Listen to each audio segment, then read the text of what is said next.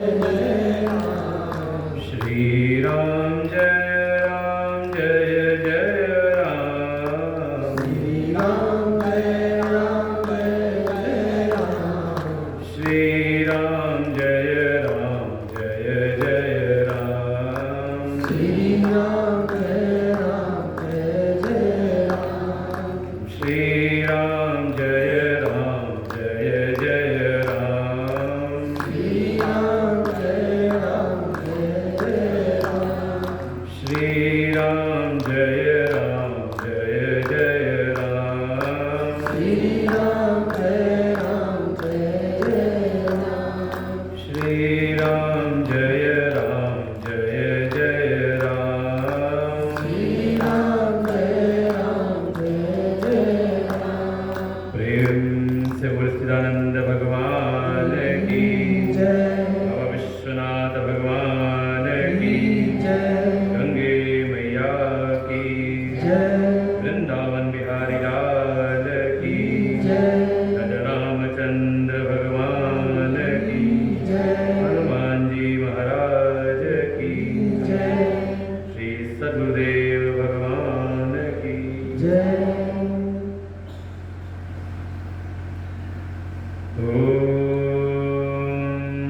सहना भवतु सहनौ भुनक्तु सह वीर्यं करवावहै तेजस्विनावधीतमस्तु मा विद्विषावहै। ॐ शान्तिः शान्तिः शान्तिः। शङ्करं शङ्कराचार्यं केशवं बादरायणं सूत्रभाष्यकृतौ वन्दे भगवन्तौ पुनः पुनः। ईश्वरो गुरुरात्मेति मूर्तिभेदविभागिने व्योमवद्व्याप्तदेहाय दक्षिणामूर्तये नमः। सदाशिवसमारम्भां शङ्कराचार्यमध्यमाम् अस्मदाचार्यपर्यन्तां वन्दे गुरुपरम्पराम्। श्रुतिस्मृतिपुराणानाम् आलयं करुणालयं नमामि भगवत्पादं शङ्करं लोकशङ्करम्। गजाननं भूतगणाधिसेवितं कपिध्वजम्बूफलचारुभक्षणम् उमासुतं शोकविनाशकारकं नमामि विघ्नेश्वरपादपङ्कजम्। ॐ पार्थाय प्रतिबोधितां भगवता नारायणेन स्वयं व्यासेन कथितां पुराणमुनिना मध्ये महाभारतम्। अद्वैतामृतवर्षिणीं भगवतीम् अष्टादशाध्यायिनीम् अम्ब कामनुसन्दधामि भगवद्गीते भवद्वेषिणीम्।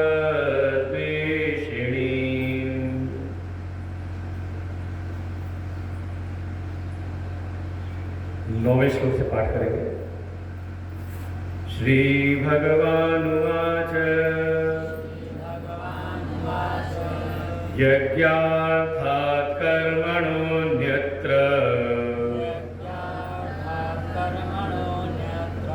लोकोऽयं कर्मबन्धनः तदर्थं कर्म कौन्तेय मुक्तसङ्गः समाचरः। सह यज्ञः प्रजा सृष्ट्वा पुरोवाच प्रजापतिः अनेन प्रसविष्वध्वम् एष वोस्तिष्ठ कामधुक्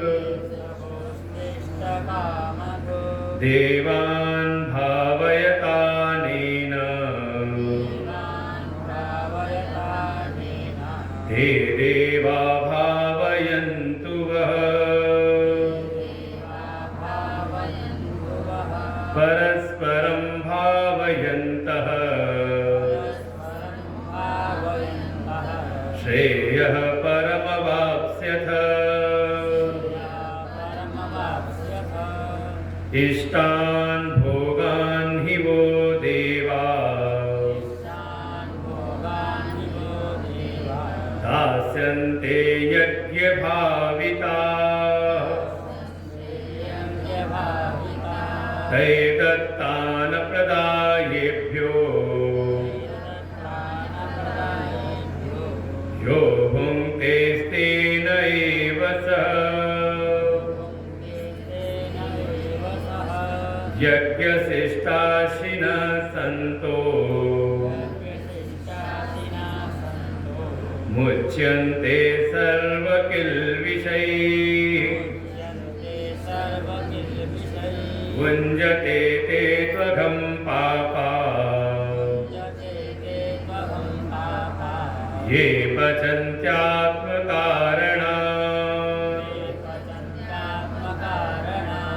ये पचन्त्यात्मकारणात्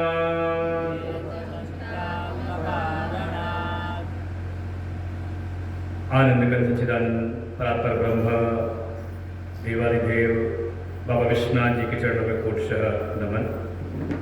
परमात्मा के यह भिन्न स्वरूप प्रातस्मरणीय परम श्रद्धेय परम वंदनीय अर्चनीय अनंत श्री भूषी सद्गुरुदेव भगवान के चरणों में कोटशः नमन।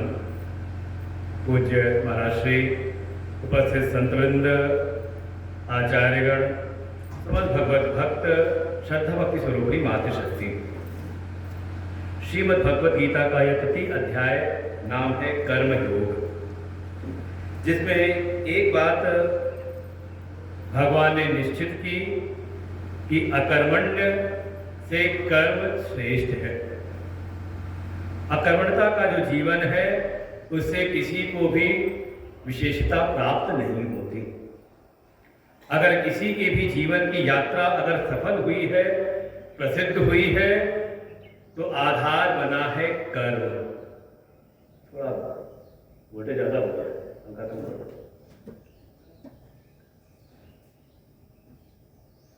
अकर्म से कर्म श्रेष्ठ है। कर्म ज्यायो ही अकर्मण।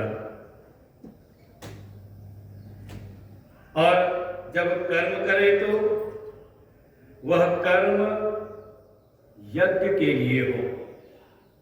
जो दूसरी बात समझने की है, कर्म में क्यों लगा रहे हैं? क्योंकि कर्म का जीवन ही श्रेष्ठ है और वो कर्म कहीं ना कहीं जो बंधनकारी है।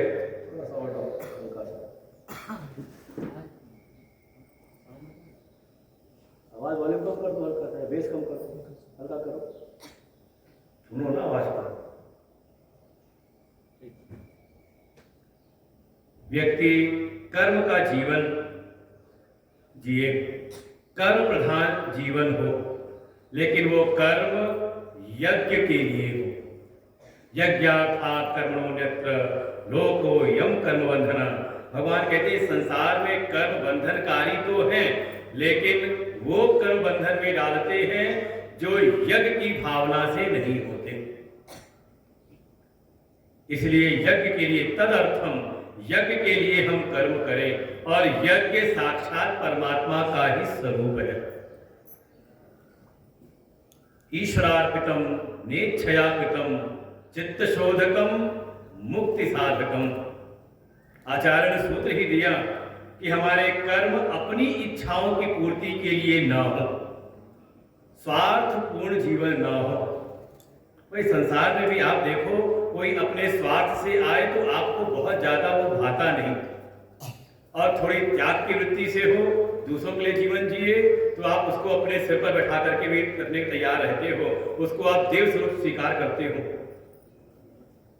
निश्चय अपनी इच्छाओं से हमारा कर्म प्रेरित ना हो, बल्कि ईश्वर को अर्पित भाव हो।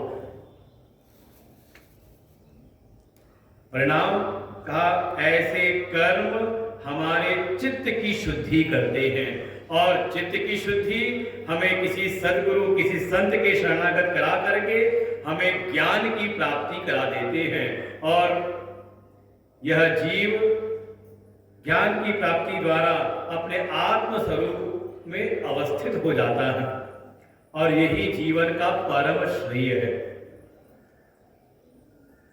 तो पहले तो अकर्म से कर्म श्रेष्ठ है, फिर कर्म हो तो यज्ञ के लिए हो, और यज्ञार्थ कर्म हो रहे हैं तो उसमें दो कसौटियां भगवान ने दी, मुक्त संग समाचरत। मुक्त संग हो, अपने किसी प्रकार के अपने स्वार्थ, अपने संकल्प से बहुत आसक्ति ना हो, अपने आग्रहों से आसक्ति ना हो। अगर संकल्प भी हो तो हम श्रेष्ठ के सन्मुख समर्पित करें, लेकिन ये आग्रह ना रहे कि वो हमारे संकल्पों को पूरा करे। ये बहुत सामान्य जीवन है कि भगवान के सामने हमने कोई प्रार्थना रखी और प्रार्थना पूरी हो गई, और हम बड़े खुश हो जाते हैं, देखो भगवान हमारी सारी मनोकामनाएं पूरी करते हैं।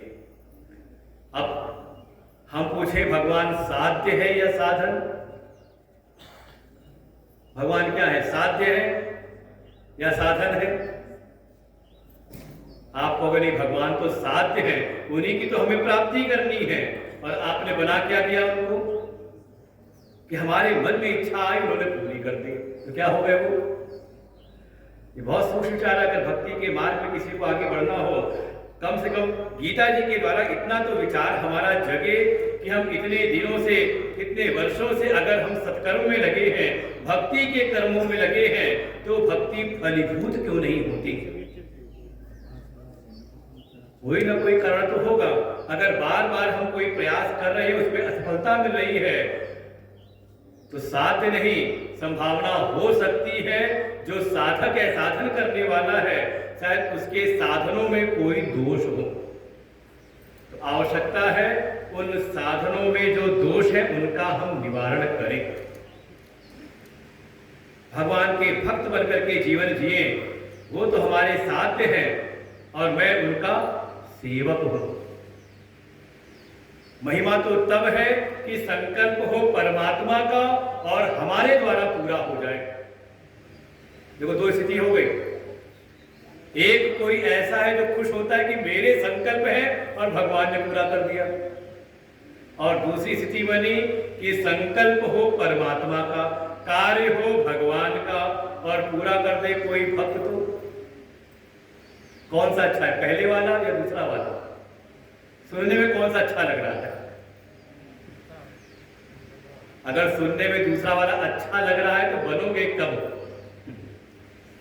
हमें हमारे यशस्वी प्रधानमंत्री जी है, उनकी एक बात, बड़ी कई बातें उनकी है, लेकिन एक समय कभी वो गए बाबा केदारनाथ की शरण में। अधिकतर चले जाते हैं किसी न किसी तीर्थ में, किसी विशेष अवसर पर, लेकिन जब बाबा केदारनाथ के द्वार से जब बाहर निकले तो आजकल के पत्रकार तुरंत सामने माइक लगाया, हाँ आपने क्या मांगा? तो उनका जो उत्तर हमें अभी तक स्मृति में है, स्मरण में है, उन्होंने कहा मैंने कुछ नहीं मांगा। किसी को याद हो? तो नहीं मांगा, अच्छा मतलब अपने इधर कोई अभिमान की भावना लेकर के गए थे कि मैं मांगता नहीं हूं। तो उन्होंने उसका जो तर्क दिया, कहा मैंने बाबा से कुछ नहीं मांगा, क्योंकि बाबा ने मुझको मांगने के लिए नहीं बल्कि देने के लिए भेजा है। यही है यज्ञ की भावना। हमारा चित्त सदैव इस बात की चिंता करता है कि मिलेगा क्या, हमें क्या फायदा होगा। अरे चित्त कम से कम ऐसा हो जाए कि हम क्या दे सकते हैं, देने में वास्तविकता है। ये मनुष्य की महिमा है, समझ लें, क्योंकि मनुष्य के पास ही बुद्धि विवेक की सामर्थ्य है, वो सबकी सेवा कर सकता है जो अपनी सेवा के भी अयोग्य हो। बाकी अन्य प्राणियों में इसकी सीमा है। आप अन्य पशुओं को आप पालो, पोसो, सिखाओ, तो उनके कार्य करने की एक सीमा है। हो सकता है कुत्ता पाल रखा हो, जाकर के अखबार उठा करके लाके दे दे आपको, लेकिन एक सीमा के अंतर्गत अखबार पढ़ के सुना नहीं सकता आपको कि है ट्रेड कर लिया किसी ने। सभी की देखिए एक सीमा है, सब एक सीमा तक कार्य कर सकते हैं, लेकिन कर्म करने की जो सामर्थ्य है वो अधिकार प्राप्त है मनुष्य को, मानव को। और उसकी महिमा है यज्ञार्थ भाव से जब उसके कर्म प्रेरित हों। और यज्ञार्थ में, यज्ञ में जो स्वर है वो है त्याग का। उसकी एक प्रक्रिया है यज्ञ की कि हम अपने जो भी हमारे संसाधन हैं, अपनी सामर्थ्य हमने कुछ संसाधन जुटाए और आचार्य का वर्ण करके कुछ मंत्रों के द्वारा हमने देवता जो पूज्य हैं उनके लिए हमने समर्पित किया, त्याग किया अपने संसाधनों का। वास्तव में यज्ञ में त्याग का स्वर है। और ये यज्ञ की भावना ही मनुष्य की स्वाभाविक भावना है। भोग में आप स्वतंत्र नहीं हो, लेकिन त्याग में आप स्वतंत्र हो। भाई कुछ पाना है तो आपको प्रयास करना पड़ेगा। मन में कोई इच्छा आई कि हाँ ऐसा मकान चाहिए, ऐसी वस्तु चाहिए, ऐसा वाहन चाहिए या ऐसा व्यक्ति चाहिए कार्य के लिए, तो उसके लिए आपको प्रयासरत होना पड़ेगा कि नहीं ऐसे मिल जाएगा। लेकिन त्याग के लिए कितना प्रयास करना है? छोड़ो बस, सुखी हो गए। त्याग में आप स्वतंत्र हैं, आप त्याग कर सकते हो, दे सकते हो। ये वास्तव में हमारे भीतर, अब क्या कहें, अंग्रेजी में कहा ये इनबिल्ट है आपके भीतर। क्यों? क्योंकि भगवान अब उसका हेतु दे रहे हैं। यज्ञार्थ कर्म करना ही हमारी स्वाभाविक वृत्ति है, हमारी नैसर्गिक बाई नेचर आपके भीतर ये भावना आई हुई है। क्यों आई है ऐसी? तो भगवान आगे कह रहे हैं। 10वें श्लोक को ठीक से पढ़े, अब तो पढ़ाया था, आज पढ़ना है। चलिए पाठ कर लेते एक बार फिर, थोड़ा कठिन श्लोक है। सह यज्ञ प्रजा सृष्ट्वा पुरोवाच प्रजापति अनेन प्रसविष्वध्वम् अनेन प्रसविष्वध्वम् एष वोस्तिष्ठ कामधुक् एष वोस्तिष्ठ कामधुक्।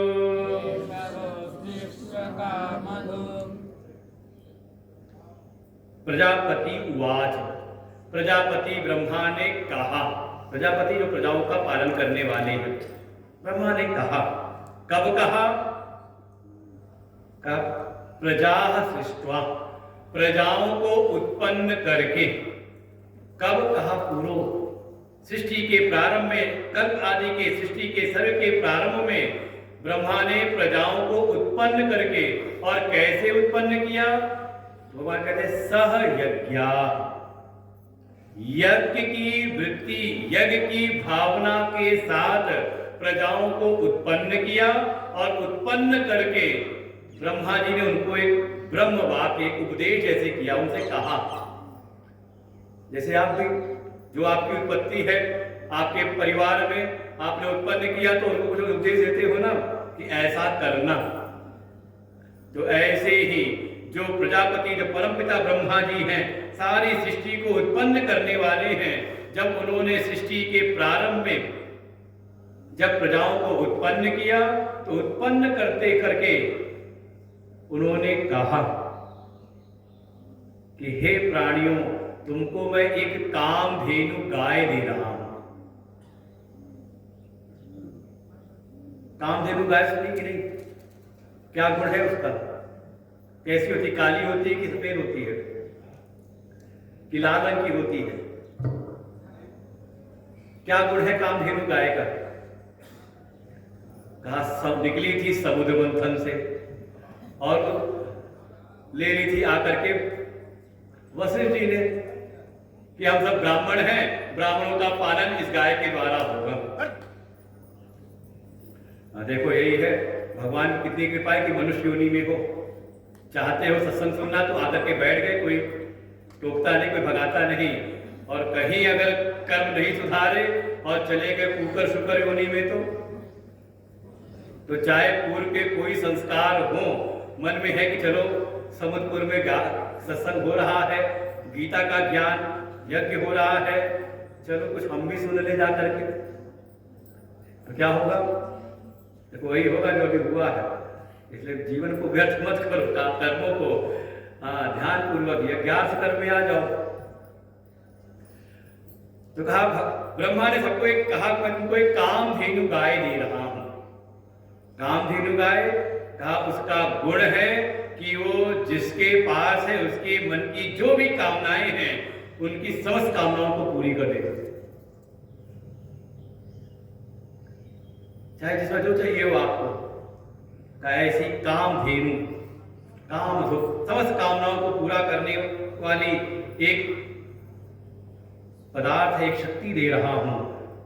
उसके द्वारा प्रसविशुद्धम, इसके द्वारा तुम प्रसव को प्राप्त हो, अर्थात तुम अपनी वृद्धि करो, अपना वर्धन करो। तो क्या है वो कामधेनु? तो कह रहे यज्ञ अनेन, अर्थात यज्ञेन, ये यज्ञ ही है। ये यज्ञ के द्वारा ही तुम प्रसव को, वृद्धि को प्राप्त करो। ये यज्ञ ही कामधेनु है। आप जो चाहते हो सो यज्ञ के द्वारा आप प्राप्त करते हो। और ये तो आप समझ लो, एक भौतिक धरातल पर भी आपने कथाएं सुनी है कि किसी को कोई कामना है तो कहा उसने यज्ञ किया तो पुत्र की कामना थी तो पुत्र मिल गया। धन की कामना हो तो ये आचार्य कराते हैं, हर प्रकार की यज्ञ का है। यज्ञ का वर्णन हमारे वेदों में है हर प्रकार के। आपकी जैसी कामना हो उस कामनाओं के अनुकूल जो देवता हैं उनकी आप के लिए आप यज्ञ करो, बदले में आपको फल देते हैं। लेकिन ये जो यज्ञ की भावनाएं कह रहे हैं, ये अनेन यज्ञेन, यज्ञ के द्वारा ही तुम प्रसव को प्राप्त हो, क्योंकि यज्ञ ही ये कामधेनु है, आपकी समस्त कामनाओं को पूरा करने वाली है। कैसे? तो अब आगे प्रक्रिया समझा रहे हैं। देवान् भावयतानेन, ते देवा भावयन्तु वः, परस्परं भावयन्तः, श्रेय परमवाप्स्यथ। देवान् भावयतानेन, ते देवा भावयन्तु वः, परस्परं भावयन्तः, श्रेयः परमवाप्स्यथ। आपको अगर प्रश्न याद हो तो सके प्रश्न का जो है उत्तर बिल्कुल स्पष्ट अब यहां पर पूर्ण कर दिया। अर्जुन ने क्या मांगा था आखिरी में? तद एकम वद निश्चित्य ये श्रेयो अहम आपनुयाम। हे भगवान, जिसके द्वारा मुझको श्रेय की प्राप्ति हो। जैसे कि मैंने घटना सुनाई थी देवर्षि नारद की। देवर्षि नारद ने सब बातें तो कही भगवान से, और चलते चलते कहा, हे प्रभु, जेहि विधि होई नाथ हित मोरा, करो सो बेगी दास मैं तोरा। हे प्रभु, जिसमें मेरा हित हो। और भगवान ने क्या कहा? जेहि विधि होई यही हित नहीं, परम हित, नारद सुनो तुम्हार। हे देवर्षि नाथ, तुम्हारा जिसमें परम हित होगा, समझ लो, करो सो वही मैं करूंगा और कुछ नहीं। तो अर्जुन ने कहा, हे प्रभु, मुझको श्रेय की प्राप्ति हो। भगवान कहते हैं निश्चिंत रहो, मैं वो साधन बता रहा हूं जिसके द्वारा श्रेय नहीं बल्कि परम श्रेय सिद्ध हो जाता है। परम श्रेय अब आपसे था, तू परम श्रेय को प्राप्त करेगा। कैसे? कहा यही जो यज्ञ है ना, यज्ञ की भावना, इसलिए इसमें क्या हुआ है, अनेन देवान भावयत, उलट पुलट कर ले, देवान भावयता अनेन, कर ले अनेन देवान भावयत, अनेन यज्ञेन, यज्ञ के द्वारा आप देवताओं का वर्धन करें, देवताओं को आप तृप्त करें, और बदले में ते देवा, वो देवता, भावयन्तु वह, वो देवता फिर आपका वर्धन करेंगे। और ऐसे ही परस्परम भावयन्तः, ऐसी परस्परम की भावना के द्वारा अर्थात एक दूसरे को बढ़ाते हुए श्रेय परम वाप्स्यथ, आप परम श्रेय की प्राप्ति कर लेंगे। अब समझे इस बात को, ये दो श्लोक एक साथ में, 10वां 11वां। जो कहा कि यज्ञार्थ भाव से कर्म करें, क्यों करें? क्योंकि यज्ञ भावना से कर्म करना ही हमारी नैसर्गिक स्थिति है, इसी में हमारा स्वातंत्र है, और जब हम ये करते हैं तो ही हमें परम आनंद परम सुख की प्राप्ति तत्काल होती है। त्यागात शांति अनंतरम, अनंतर ही तत्काल ही त्याग के द्वारा शांति मिलती है। और ये त्याग ही इस संसार में जो भी आपकी इच्छित भावनाएं हैं, इच्छित पदार्थ हैं, जो भी आपकी अभिलाषाओं में हैं, वो सब ये त्याग प्रदान करता है। कैसे? तो देखिए, एक बात को समझें, अपने अनुभव को भी विचार करें। और दूसरे अध्याय का एक श्लोक भगवान ने कहा था, सूत्र है वो कर्मयोग का, कर्मण्येवाधिकारस्ते मां फलेषु कदाचन, कर्मणि एव अधिकारः। भगवान ने कहते, हे अर्जुन, तेरा कर्म में ही अधिकार है, मां फलेषु कदाचन, कभी भी तेरा फल में अधिकार नहीं है। तात्पर्य ये है, अब आप अपने पूरे जीवन को आप विचार करना, क्या आप जो चाहते हो सो प्राप्त कर सकते हो संसार में अपनी मन की इच्छा के अनुसार? अच्छा, कोई ऐसा है जिसकी समस्त कामनाएं पूरी हो गई?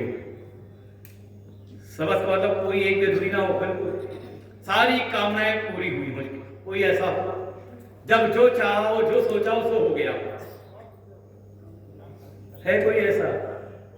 अच्छा, दूसरी बात, कोई ऐसा है जिसकी आज तक एक भी इच्छा पूरी ना हुई हो?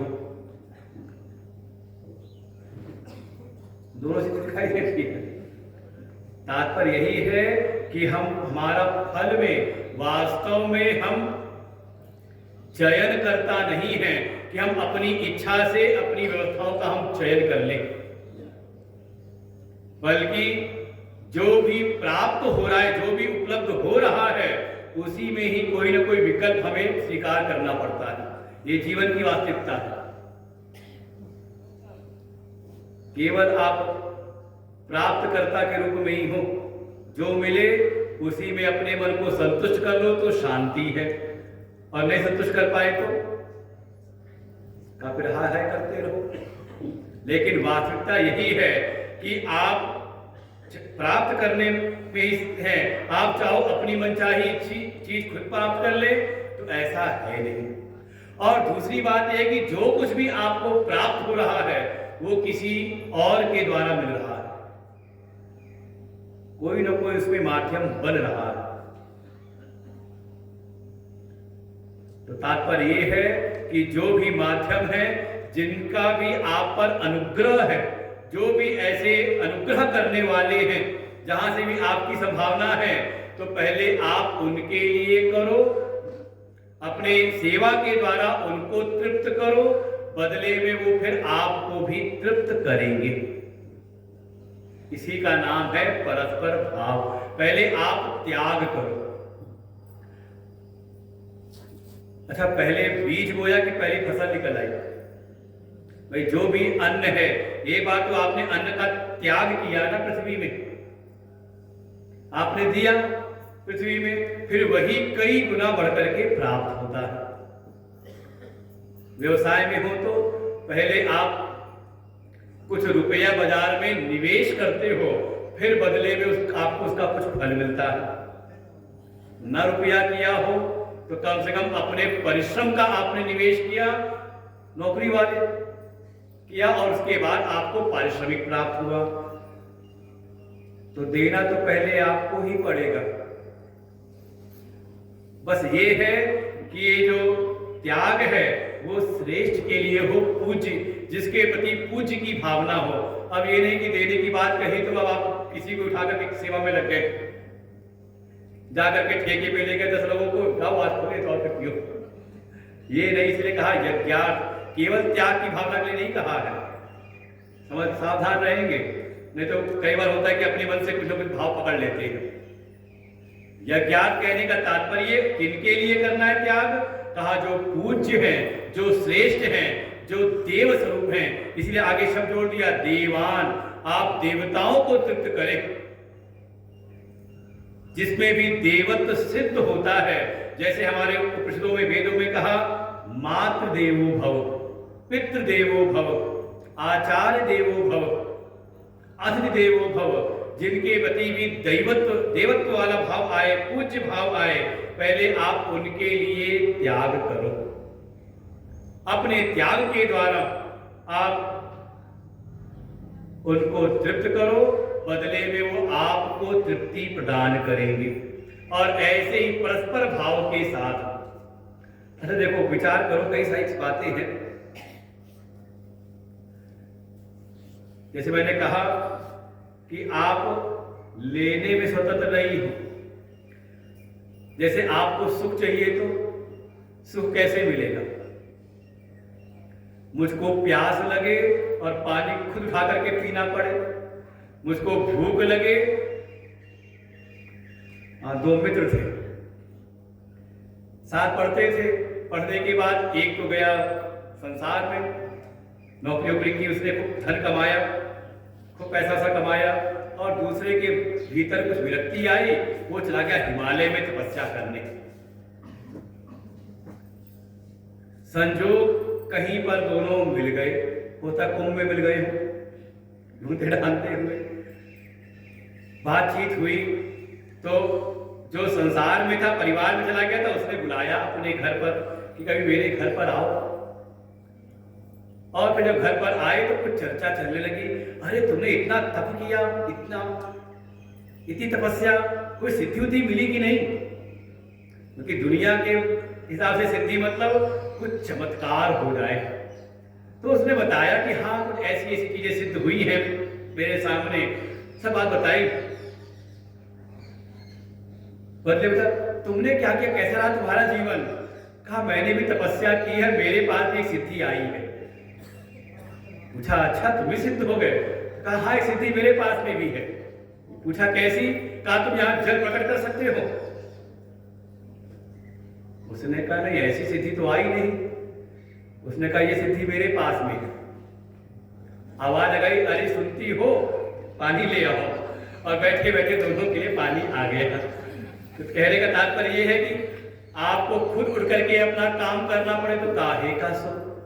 दैहिक सुख तो तब है जब कोई आकर के स्वयं सेवा कर दे, और बार बार बोलना पड़े, रोज आके पैर दबा दो, बुलाना पड़े आके पैर दबा दो, तो एक दिन आप भी कहोगे अरे जा अपना काम कर।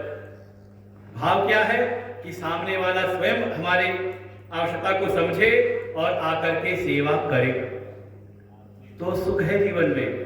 कहने का तात्पर्य है अगर आपको सुख चाहिए तो मिलेगा तब जब कोई दूसरा देगा। अच्छा, आपको प्रेम चाहिए हो तो परस्पर एक अच्छा सौहार्द की भावना हो, सब अच्छे से बात करें, आपको प्रेम प्राप्त, अपनापन मिले, तो ये भी आप जबरदस्ती ले नहीं सकते। जब कोई दूसरा देगा तो मिलेगा। अच्छा, सम्मान, मंच पर आए और खुद ही तिलक लगा के खुद ही माला पहने तो हो गया सम्मान। सम्मान कब है कि आपको कोई दूसरा आकर के तिलक लगाए, माला पहनाए, फोटो पे खिंचाए तो आप सम्मानित महसूस करते हो, है कि नहीं? आपको सुख चाहिए तो आप दूसरे पर निर्भर हैं, आपको प्रेम चाहिए तो आप दूसरे पर निर्भर हैं, आपको सम्मान चाहिए तो आप दूसरे पर निर्भर हैं, आपको विश्वास चाहिए तो भी आप जबरदस्ती किसी को अपना विश्वास दिला नहीं सकते। कई बार अगर किसी के मन में आपके प्रति संदेह हो जाए और आप सोचो कि हम अपनी सफाई प्रस्तुत कर दें, तो जिनको अनुभव होगा समझ ले, जितना आप अपनी सफाई प्रस्तुत करते हो उसका संदेह और ज्यादा बढ़ता चला जाता है। अगर वो विश्वास करना नहीं चाहता आपके ऊपर तो आप कितनी भी सफाई देते रहो, तो विश्वास भी तब कोई करेगा जब कोई विश्वास करे आप पर, कोई सहयोग करेगा, देगा सहयोग तो आपको मिलेगा। तो ये सब इसी के आप अनेकों शाखाएं जो आप सोचते हो, आपको जो चाहिए किसी न किसी से आपको लेना है, कोई दूसरा देगा तो आपको मिलेगा। लेकिन चाहते तो है ना कि ये सब चीजें मिले, सुख मिले, प्रेम मिले, सबका विश्वास मिल जाए, सबका सहयोग मिले, सबसे हमें सम्मान मिले, चाहते तो हैं लेकिन हम ले नहीं सकते। अच्छा, दूसरी दृष्टि विचार करें कि जैसे हमारे मन के भीतर ये इच्छाएं हैं तो ऐसे ही तो दूसरे के मन में भी होगी ना। कोई हमारे पड़ोस में है, परिवार में है, समाज में है, जो हमसे अन्यत्र है, तो कहीं ना कहीं, क्योंकि ये सभी के मन की चाह है, सुख, प्रेम, विश्वास, सहयोग, सम्मान, ये दूसरा भी चाहता होगा ना। अच्छा, सीमा उसके पास भी होगी ऐसी ही, असंभावना क्यों खुद नहीं ले सकता? तो अगर मैं उसको सम्मान दूं तो देखो, लेने में आप परतंत्र हो, इसलिए कहा मां फलेषु कदाचन, आप प्राप्त करने में स्वतंत्र नहीं हो, लेकिन कर्मणि ते अधिकारः, लेकिन कर्म में तुम्हारा अधिकार है, देने में तुम स्वतंत्र हो। अच्छा, किसी को की सेवा करनी तो स्वतंत्र है कि नहीं? किसी को सुख देना है तो आप दे सकते कि नहीं दे सकते? किसी को प्रेम देना हो तो दो मीठे बोल आप बोल सकते कि नहीं बोल सकते? किसी पर विश्वास करना हो, लोग अंधा विश्वास कर लेते हैं, कहा ही गया समाज में ये बिल्कुल अंधविश्वासी, ऐसा कर लेते हो आप, तो कर सकते कि नहीं कर सकते? दूसरे का विश्वास जीत लो ये मुमकिन नहीं है, लेकिन दूसरे पर आप विश्वास कर लो ये आपके हाथ की चीज है। दूसरे को सहयोग दे सकते हो, सम्मान दे सकते हो, तो लेने में जिस चीज में आप परतंत्र हो, आप उसी में दिन रात लगे हुए हो और हो रहे हो दुखी। भगवान कह रहे अब देना शुरू कर दो, देने वाली भावना का करो त्याग, देने की भावना से आप शेष जनों को आप ये देना शुरू करो, बदले में आपको वही मिलेगा। और ये तो क्या कहें, विज्ञान का सूत्र कहें या जीवन का सूत्र कहें? विज्ञान का एक सूत्र है, एवरी एक्शन है इक्वल एंड अपोजिट रिएक्शन, है कि नहीं? तो विज्ञान पढ़ोगे हाई स्कूल इंटर में पढ़ा होगा ना कि आपकी प्रत्येक क्रिया की इस संसार में प्रतिक्रिया मिलती है कि नहीं? हमारे महापुरुषों ने कह दिया जैसी करनी वैसी भरनी, है कि नहीं? तो कौन सा विज्ञान का नया सूत्र है? तो हमारे पुरखों ने दे रखा है पहले से ही, जो जस करई सो तस फल चाखा, को करी तर्क बढ़ावई शाखा। हमारे ऋषि मुनि भी जो थे वो वैज्ञानिक ही थे, उन्होंने जीवन के विज्ञान को समझा है। दुनिया के विज्ञान की तो बात है ही, लेकिन जीवन का विज्ञान क्या है उसको समझा है। बाहर के जो वैज्ञानिक हैं वो बाहर की परिस्थितियों को ठीक करने में लगे हुए हैं, लगा इसका भाव है इसको ठीक कर दिया, और बाहर की जितनी व्यवस्थाएं हम ठीक करते चले गए। अगर कुछ पुराने लोग हों तो केवल लगता होगा इतना सब कुछ पसारा तो हो गया, सुविधाएं तो आ गई, लेकिन जितने सुखी हम पहले थे वो पुरानी बात याद आती है कि नहीं? देखो, बुढ़ापे की निशानी यही है, लक्षण है बुढ़ापे का, पुरानी पुरानी बात याद आना। देखो, जवान बच्चे को बिल्कुल ध्यान नहीं आता, वो अपनी मौज में होता है, जो मिला खा लिया, जो मिला उसमें अपना जीवन जी लिया। लेकिन बुढ़ापे की पहचान जिस दिन मन में आए, अरे हमारा भी एक जमाना था, है तो नहीं? उसके उम्र मत देखो कि बाल सफेद है कि काले हैं, वो समझ लो जो वर्तमान में न जाकर के भूतकाल में चला जाए। लगता है कि पहले का जीवन बड़ा अच्छा था, इतनी सुविधाएं होने के बाद भी। और कई बार कोई ग्रामीण अंचल का कोई हो, बुढ़ापे में उसको जाके शहर में रख दो।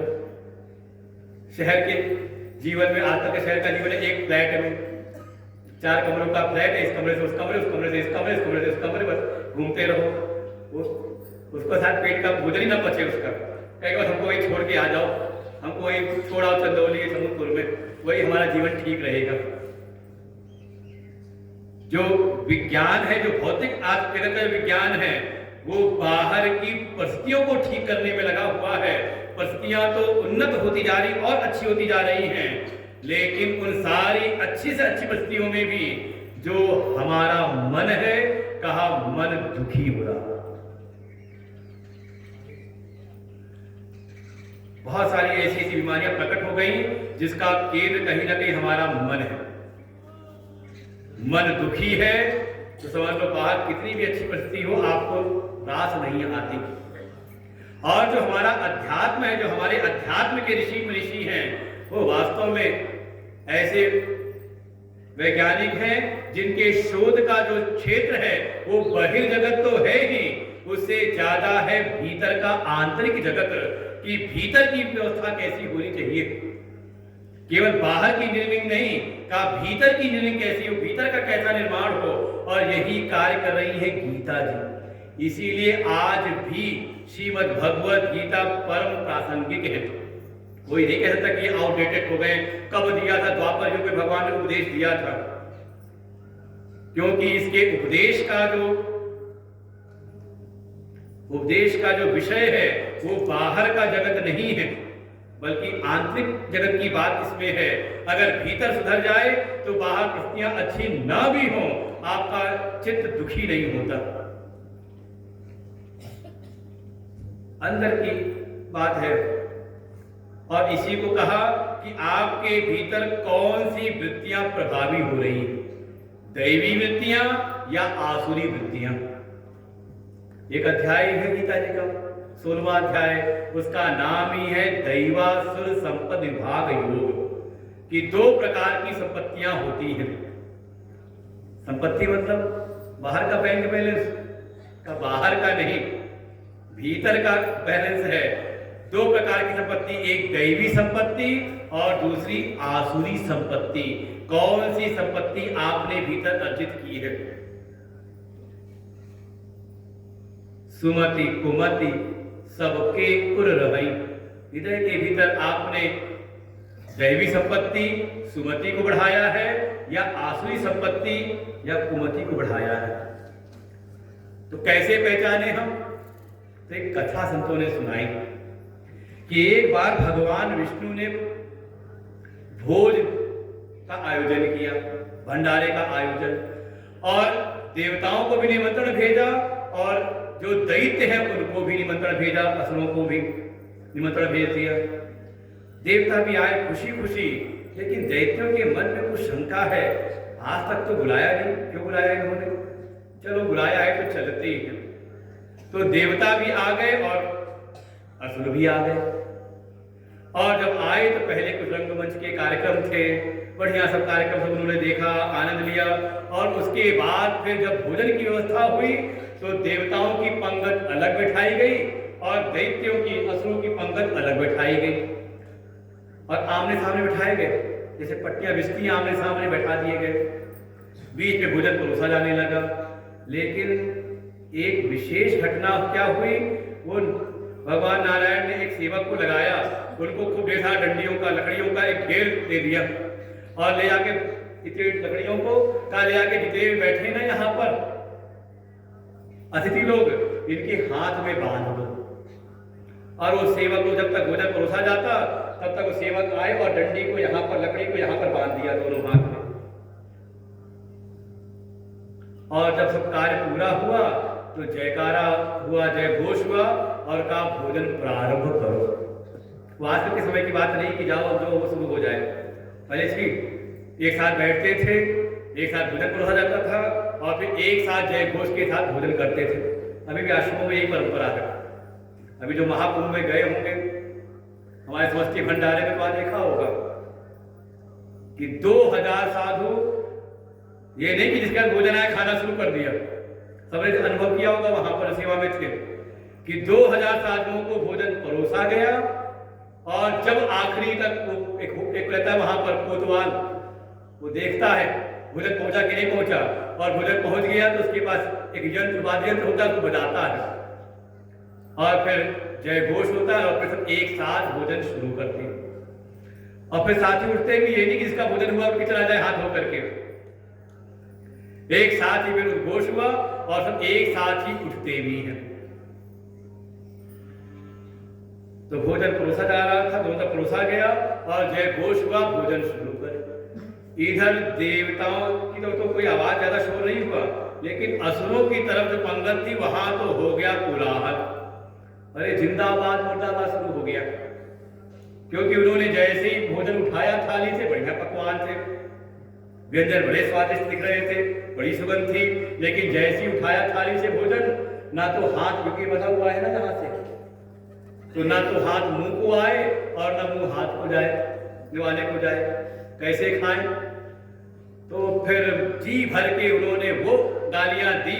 ये हमें पहले से पता था कि हमारा अपमान करने के लिए बुलाया है, हमें खिलाए नारायण, ऐसा तो हो ही सकता। ये तो देवताओं के पक्षपाती हैं, उनको ये पता नहीं कि देवताओं के भी हाथ बांधे गए हैं।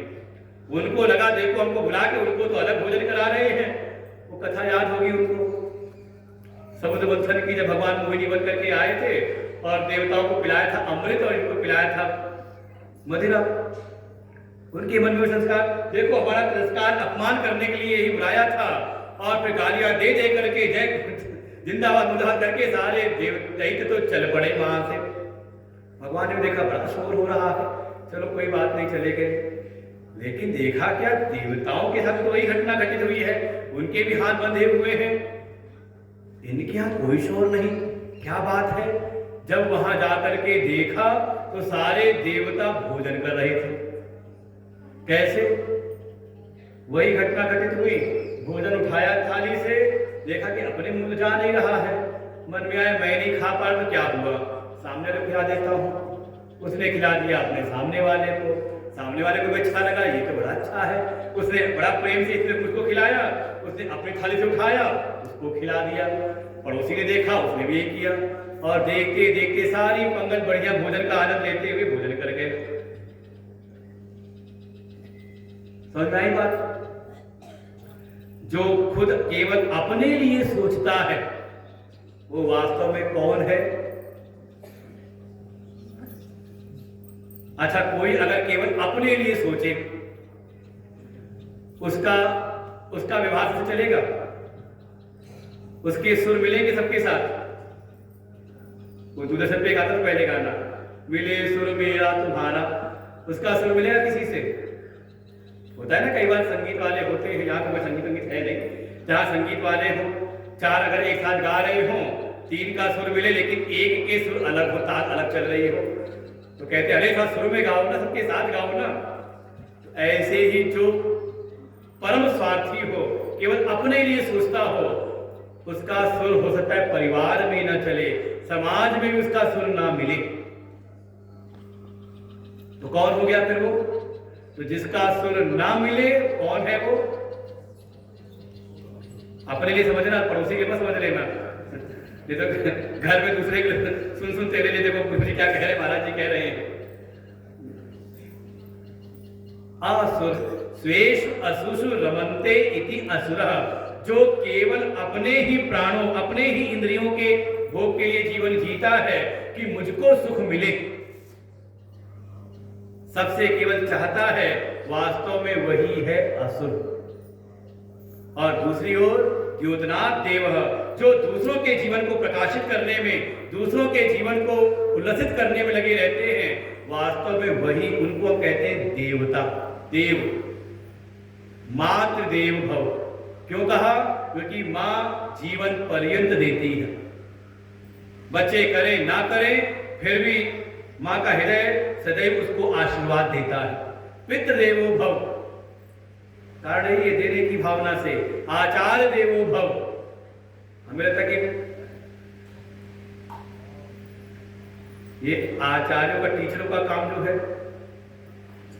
बड़ा कितनों को आपने पढ़ाया और कौन कौन से बड़े बड़े अफसर बन गए। शायद बिरला ही कोई आता होगा लौट करके, गुरुजी आपकी कृपा से आज हम देखो कहां पर है। बिरले आते होंगे, नहीं तो सब जाकर के अपने, उनको ऐसे कि देना ही है, पढ़ाते रहो बोलते रहो, जो देने में लगे हुए हैं। आचार्य, उनको हमने कहा देव। वास्तव में जो देवत्व है, श्रेष्ठत्व है, वो देने में है, ना कि लेने में। भगवान ये कह रहे, इसीलिए ये जो त्याग की वृत्ति है, त्याग की भावना है, देने की भावना है, इसी का नाम है यज्ञ भावना। और जिसके भीतर ये त्याग की भावना है, जो केवल अपने स्वार्थों के लिए, अपने संकल्पों के लिए नहीं, बल्कि अपने संकल्प, अपने कामनाओं को समष्टि के संकल्पों के लिए जो त्याग करता है, वास्तव में उसके लिए ये त्याग ही उसका वर्धन करता है, उसको आगे लेकर के जाता है। आप समाज को पढ़ना इसको अच्छी प्रकार से, कौन समाज में आगे बढ़ रहा है, किसकी प्रतिष्ठा ज्यादा हो रही है, जो अपने लिए जी रहा है या जो सबके लिए। भाई परिवार में कोई ऐसा है जो अपनी खिचड़ी केवल पका रहा है अपने लिए, और एक है सारे परिवार को साथ लेके चल रहा है। कौन श्रेष्ठ हुआ, पहले वाला कि दूसरा वाला? कोई है ऐसा है जो केवल अपने परिवार के हित की सोचता है, और कोई है जो समाज के लिए कुछ अच्छा सोचता है। भाई समाज के अंदर परिवार भी है, लेकिन उसका जो उद्देश्य है वो अपने परिवार के हितों का भी विलय करता है समाज के हित के लिए। हमने के नाम लिया था हमारे स्वतंत्रता संग्राम सेनानी जो हुए, जिनको हम शहीद मानते हैं, का सम्मान करते हैं। क्यों? क्योंकि राष्ट्र हित के लिए, राष्ट्र कार्य के लिए उन्होंने अपने परिवार के हितों की बलि दे दी। क्या कहा जाए, शायद वो जब ना मिलते हो तो अंग्रेज आकर के उनके परिवार वालों को भी कष्ट देते रहे होंगे, लेकिन परवाह न करके उन्होंने राष्ट्र हित को ही सर्वोपरि रखा, तो आज हमारे लिए पूज्य हो गए। ऐसे ही भगवान कह रहे, जो भी अब समाज में मान लो कोई व्यवसायी भी है, बड़ा है, तो इकट्ठा करने लग जाए तो कहा नहीं। और देखिए ऐसे बड़े बड़े लोग पैसे वाले धनवान हैं, लेकिन पहचान किसकी है समाज में? कहा जो समाज, ठीक है अपना व्यवसाय भी है, लेकिन समाज हित के लिए जो कार्य करते रहते हो। पता नहीं आपने सुना कि नहीं सुना, विश्व का सबसे अमीर आदमी कौन है? किसी को नाम पता हो? अपने यहाँ का है, भारत का। कहां का है? नाम है बिल गेट्स। और दूसरी बात यह है कि वो अपने प्रतिवर्ष अपनी कमाई का 90% वो चैरिटी के कार्यों में, समाज के कार्यों में दान दे देता है, और तब भी कोई कमी नहीं है, विश्व का सबसे अमीर आदमी। देखिए ये है त्याग की महिमा। त्यागने से कभी कुछ कम नहीं होता, बल्कि न जाने कितने और नए नए रास्ते खुल जाते हैं। ये तो जो जीवन जी रहे हो त्याग में, उनको इस बात की अनुभूति होती है। और जो ये बात लेके चलते कि हम करते तो सबके लिए हैं, लेकिन कोई हमारा करता नहीं, वो समझ ले वो करते समय भी दूसरों से चाहत बना के कर रहा है, नहीं तो ये वृत्ति खड़ी ना होती। पता नहीं हमारा कोई करने वाला होगा कि नहीं, तो आपने त्याग कहाँ किया? आप केवल प्रदर्शन कर रहे हैं त्याग का, मूल में तो कहीं ना कहीं अपना हित बैठा हुआ है, और यही है दुख का कारण। उस त्याग के द्वारा आप परम श्रेय की प्राप्ति नहीं करेंगे। यहां तो त्याग की भावना प्रधान हो, परस्परम भावयंता, ऐसे परस्पर की भावना के साथ में आप दूसरों के लिए करो, श्रेष्ठ के लिए करो। यज्ञेन भावदानेन, आप यज्ञ के द्वारा देवताओं को जो पूज्य है, श्रेष्ठ है, उनको तृप्त करो, और बदले में कहा वो आपको तृप्ति प्रदान करेंगे। और ये तो आप एक सामान्य व्यवहार भी है, आप किसी सम्मान से बात करो तो वो भी आपको सम्मान देता है। ये सही रहता है व्यवहार। और थोड़ा आप किसी को 2 गालियां दो तो क्या पता ऊपर से भले ना दे पाए और मन ही मन वही सामर्थ्य नहीं है उसकी सामने आपको कुछ बोल पाने की और मन ही मन क्या बोल रहा होगा। देखो ये नियम है, हर क्रिया की प्रतिक्रिया। राजा दशरथ है जिन्होंने अपने युवा काल में एक बाण चलाया था, नाम था शब्द भेदी। देखो घटना है। अच्छा, शब्द भेदी बाण से लगा किसको था? श्रवण कुमार को। और बदले में उनको कितने बाण चुभे लगे? भाई कैकेयी ने क्या बोला? जब शब्द को समझना, दशरथ ने एक बाण चलाया था, नाम था शब्द भेदी। शब्द वाला बाण चलाया था। घटना है तो वही है, लेकिन उसका जो एक आध्यात्मिक पक्ष है तो यही है कि दशरथ जी ने अपने युवा, उसमें विवाह नहीं हुआ था, बच्चे नहीं हुए थे, उस समय की गई घटना की हुई क्रिया थी उनकी, चलाया शब्द भेदी। शब्द किसको भेदता है? पहले दिल को बाद में भेदता है, पहले भेदता है कान को। इसका नाम है श्रवण। श्रवण समीप भय सित केशा, जिनके श्रवण समुद्र समाना। हमारे शास्त्रों में इसको यही कहा है, श्रवण है, ये श्रवण कुमार है। आपके वाणी ने इसको भेदा, किसी के कान को, और बदले में कितने समय बाद विवाह हो गया, बच्चे नहीं हुए थे, उत्तेष्टि यज्ञ किया, फिर बच्चे भी हुए, बच्चों के फिर विवाह भी हो गए, और एक दिन तैयारी हो रही थी राम जी को युवराज बनाने की, राजा बनाने की तैयारी चल रही थी, और तभी कैकेयी ने 2 शब्द के बाण मारे। देखिए ये प्रकृति आपका कुछ रखती नहीं है, जो दोगे। अरे कहावत कैसे बनी? ऐसे तो ना बनी, शास्त्रों के ही मूल है सब। गोया पेड़ बबूल का, ये सब हमारे पुरखों की जो कहावतें हैं ना, जिसका मूल समझ लो सब वेद से ही अनुप्राणित है। भले हमने वेद पढ़ा नहीं पढ़ा, हमारे पुरखों ने पढ़ा होगा, उसको सरल शब्दों में उनके गुरुओं ने सिखाया होगा, उन्होंने लोक व्यवहार में उसको ले आए। लेकिन वास्तवता तो यही है, आप जो दोगे उसी से आपकी पहचान बनेगी और वही आपको वापस प्राप्त होगा। और देखिए पहचान आपके पास क्या भीतर भरा पड़ा हुआ है, उससे पहचान आपकी नहीं होती। आप समाज में क्या दे रहे हो, इसी से आपकी पहचान है, और वही आपको बदले में मिलता है। इसलिए परस्परम भावयन्तः श्रेय परम वाप्तः। और जिनके भीतर ये त्याग की भावना, यज्ञ की भावना प्रगाढ़ हो जाती है, जो देने में अपना अधिकार जानते हुए देते लगे रहते हैं, वास्तव में वही परम श्रेय की प्राप्ति कर लेते हैं, और कोई उपाय है नहीं। कैसे? भगवान भाष्यकार ने कहा परम श्रेय को समझाया कैसे, तो कहा श्रेय परम मोक्ष लक्षणम ज्ञान प्राप्ति क्रमेण, क्रम से। गीता जी के श्लोक में नहीं, गीता जी के भाष्य में है। आद्य गुरु भगवान शंकराचार्य ने जो भाष्य लिखा टीका की गीता जी पर, वो एक पद समझाते हैं का क्रम से का इस त्याग की भावना के द्वारा धीरे धीरे उसका अंतःकरण हो जाता है निर्मल, अंतःकरण हो जाता है परम शुद्ध। और इस शुद्ध अंतःकरण के साथ में जब वो जाता है किसी सद्गुरु, किसी संत की शरण में, और उनसे जब प्राप्त होता है आत्मज्ञान, उनसे जब प्राप्त होता है ब्रह्म ज्ञान, तो वो ब्रह्म ज्ञान, आत्मज्ञान उसके चित्त में स्थित हो जाता है। इसलिए इस क्रम के द्वारा, इस त्याग के द्वारा ही, इस कर्म योग अर्थात जग की भावना से ही वो धीरे धीरे क्रमशः कहा वो परम श्रेय की प्राप्ति कर लेता है। तो इससे अलग भी कुछ देखो, यहाँ कम से कम मूल उपदेश कर दिया। और जो बातें पूछी थी कि दोनों बातें आपकी मिलीजुली सी लग रही है, भगवान ने स्पष्ट कर दिया तीसरे श्लोक में ही। ये दोनों ज्ञान योग और कर्म योग, ये सांख्य निष्ठा और कर्म की निष्ठा, ये मिली जुली हुई नहीं, बल्कि 2 अलग अलग अधिकारियों के लिए है।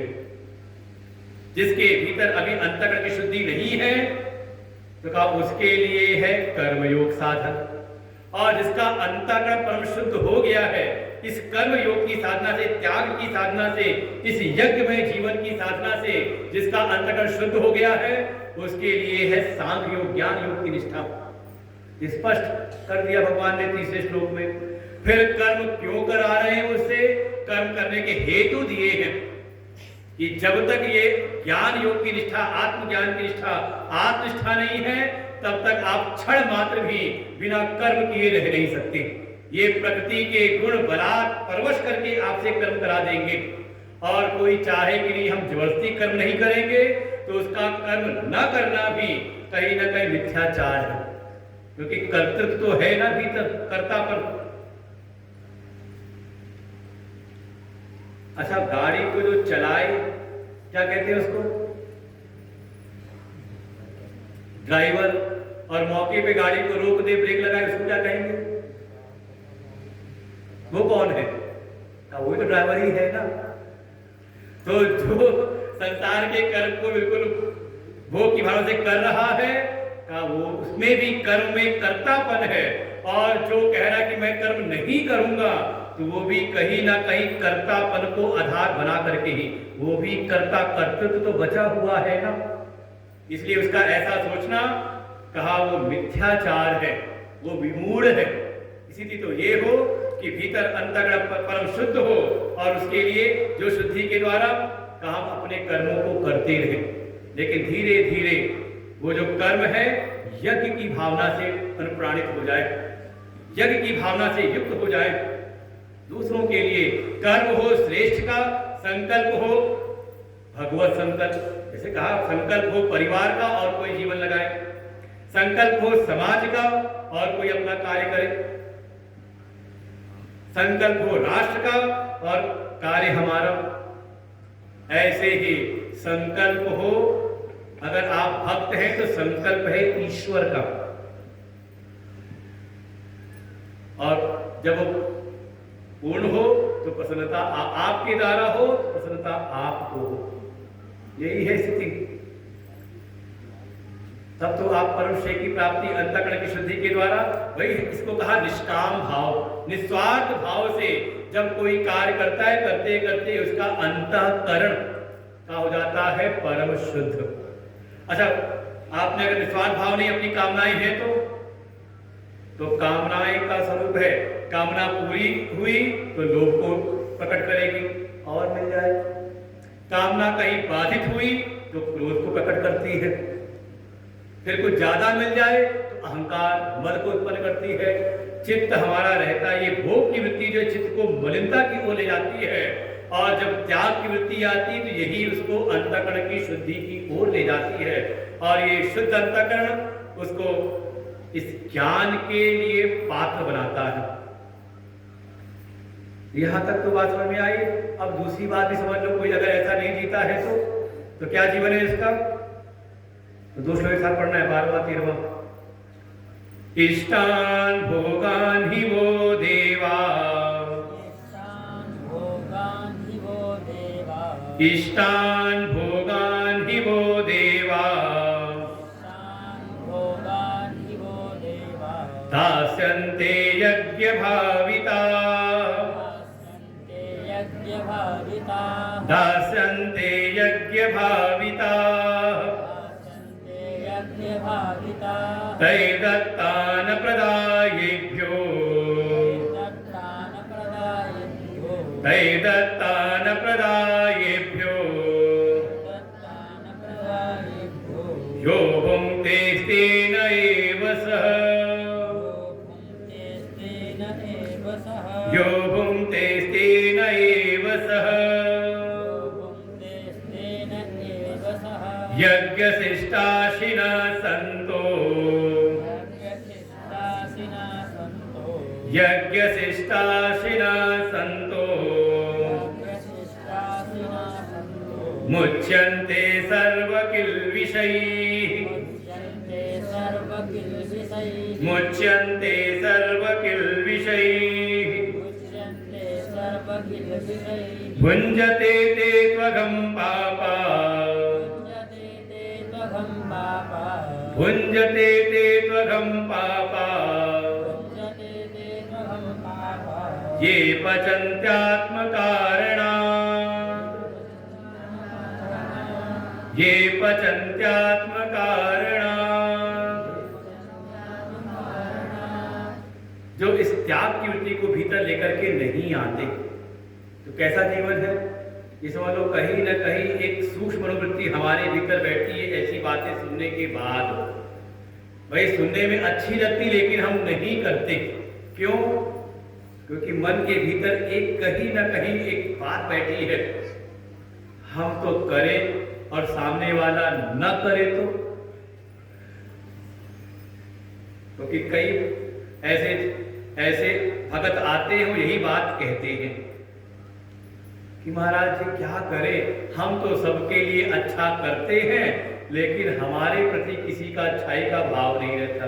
अच्छा करके भी बुराई मिलती है, तो क्या करें? क्या करना चाहिए? अच्छाई छोड़ देनी चाहिए। अगर हम अच्छा कार्य करें और बदले में परिणाम अच्छा ना निकले तो क्या करना चाहिए? बुरे काम में लग जाना चाहिए। तो छोड़ते क्यों हो फिर? वास्तव में आप अच्छाई दूसरे के लिए नहीं कर रहे, कहीं ना कहीं सूक्ष्म अपना अहम बैठा हुआ है, उसी को मिटाना है। संतों ने कथा सुनाई थी, मैंने यहाँ सुनाई, कहाँ सुनाई, कैसे चलते इधर सत्संग रोज का रोज। वो घटना ऐसी आती है कि एक महात्मा जी स्नान कर रहे थे नदी में, अचानक देखा कि सूर्य को अर्घ दे रहे थे, देखा एक बिच्छू पानी में बहता हुआ दिखाई दिया। मन की तरफ उसको उठा के मैं किनारे पर रख दूं, जान बच जाएगी। जैसे अंजलि में उठाए वो बिच्छू डंक मारते छूट जाए, फिर दोबारा उठाए उसको हाथ में अंजलि में किनारे करूं तो डंक मारते फिर छूट जाए। 4-5 बार हुआ। तट पर किनारे पर एक महात्मा कोई और बैठा था, कोई भक्त कोई व्यक्ति बैठा था। उसने देखा अरे क्या महात्मा जी बाबा जी मूर्ख हो गया एकदम, जब वो बार बार काट रहा है तो उसको छोड़ दो, मरने दो उसको। तो महात्मा जी ने कहा बात तो तूने ठीक कही कि ये बार बार मैं इसको बचा रहा हूं, ये काट रहा है, लेकिन मेरे मन की बात भी है कि जब ये अपना दुष्ट जो स्वभाव है जब वो उसका त्याग नहीं कर रहा तो मैं अपना सद्गुण को त्याग दूं। वास्तव इसमें आपका महत्व है। ये नहीं कि बदले में नहीं मिला तो हम भी दुनिया में शामिल हो गए तो ना सा विशिष्यते, फिर वो विशेषता को प्राप्त नहीं होगा। यहाँ तो मुक्त संग होने वाला हो तब वो होता है सब विशिष्यते। भगवान लगता जानते हैं कि सूक्ष्म कृति कहीं बैठी हुई है चिंता, हम तो करेंगे, सामने वाला करे तो। भगवान कहते वो चाहे कोई दूसरा हो या तुम खुद हो, सावधान हो जाओ कि अगर संसार में कुछ ऐसे भी हैं यज्ञ भाविता देवा, जो यज्ञ के द्वारा भावित देवता हैं, वो तुम्हें दासंते देंगे। क्या देंगे?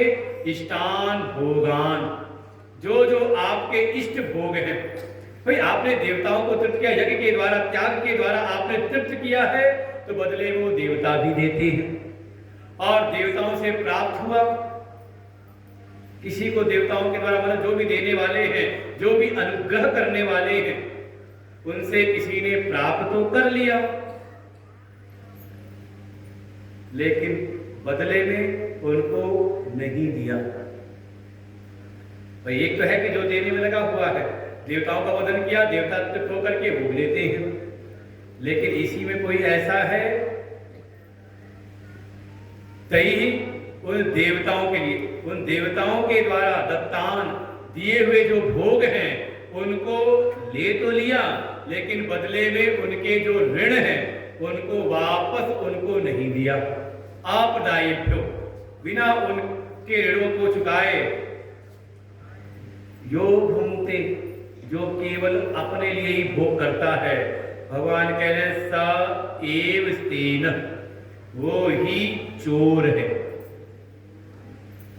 भगवान ने समझा दी उसको, जो केवल दूसरों से लेने में लगा हुआ है। कहां से मेरे इच्छित पदार्थ मिल जाए, मैं जो चाहूं सो मिल जाए मुझको, लेकिन जब समय आता है देने का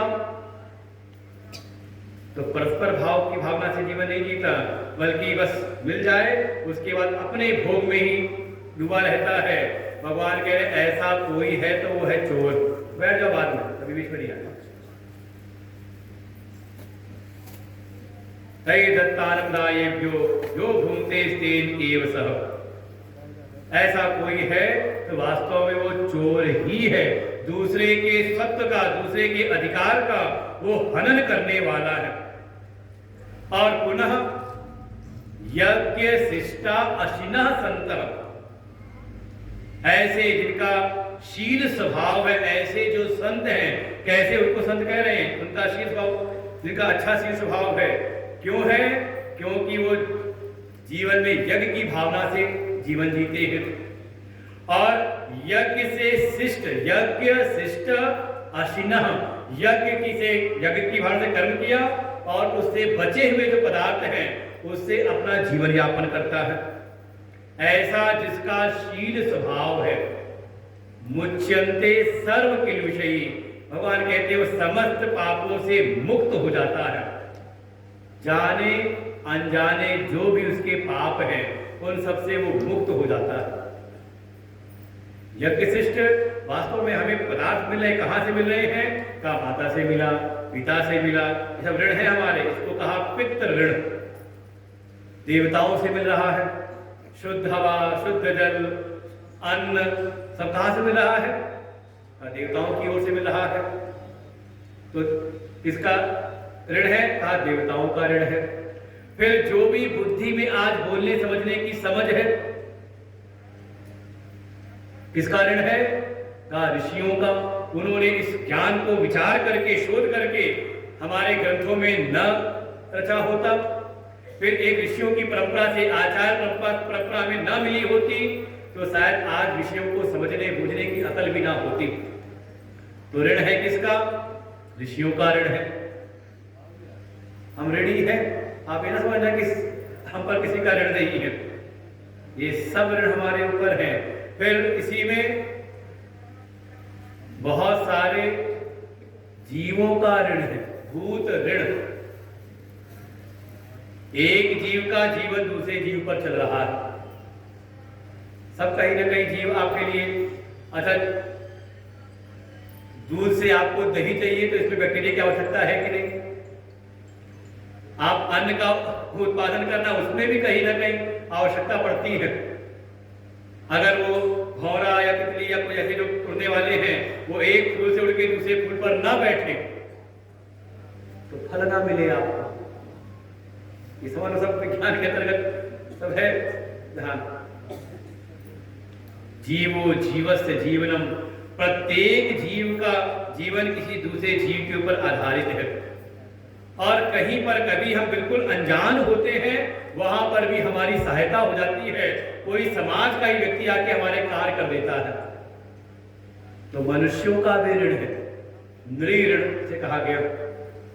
इसलिए स्पष्ट है, ये हमारे शास्त्र यही सिखाते हैं कि हमारे जीवन में अगर आज कोई भी उपलब्धि है तो ये केवल हमारा कर्तव्य नहीं है, केवल हमारे किए से नहीं है, बल्कि इसमें बहुतों का योगदान है। इसलिए बहुतों का इसमें हम पर ऋण है। इसलिए 5 ऋण मुख्य रूप से गिनाए: देव ऋण, पितृ ऋण, ऋषि ऋण, नृऋण और भूत ऋण। इसलिए गृहस्थ में हो तो ये 5 प्रकार के कर्म के मार्ग में हो तो 5 प्रकार के यज्ञ करते रहना। माता पिता की सेवा जब तक जीवन है तब भी, मरणोपरांत भी उनके लिए साथ अपने इत्यादि जो क्रियाएं हैं अनिवार्य है, कोई एहसान नहीं है। और ज्यादा कुतर्क मत करना, पता नहीं तो कई जन्म हो चुका होगा। अरे आपको सब पता है क्या कि कितने आपके पितृगण हैं, कितने पितृ लोग हैं? अनावश्यक संसार के कुतर्क में नहीं। ठीक है, उन्होंने हमारे लिए उन्होंने अगर माता पिता ये सोच ले कि कब तक इसको पालना पोसना पड़ेगा, सोचा उन्होंने? तो फिर पुत्र सोच कैसे सोच लेता है कि कब तक करना पड़ेगा? का पितृ ऋण के लिए पितृ यज्ञ करता रहे, श्राद्ध इत्यादि में।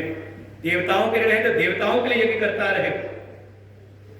ऋषियों का है तो ऋषियों की सेवा, ऋषि ऋण से उन्होंने ऋषि यज्ञ करे, भूत यज्ञ करे।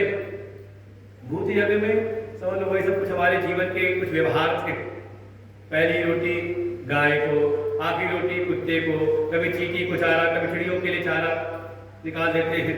सब चीजें क्या है, सब भूत यज्ञ है। और अतिथि सेवा कहा ये नृ यज्ञ। ये 5 प्रकार के यज्ञों को करते हुए उससे बचा हुआ जो है वो अमृत के समान माना गया है। और हमारे तो परंपरा ही थी कि पहला अगर कुछ भी घर में आ रहा है, कोई अन्न भी आ रहा है, तो पहला एक हिस्सा निकाल करके हम धर्म के कार्य के, भगवत कार्य के निकाल देते थे। ये नियम थे पहले। दशांश का त्याग अपनी सामर्थ्य का, तो दशांश का त्याग करते ही कहा जो शिष्ट है, जो उससे बचा हुआ है, वो अमृत के समान है। शांति से बैठो चुपचाप, मुझे जो बोल रहे हैं पकड़ के ले जाऊंगा सबको।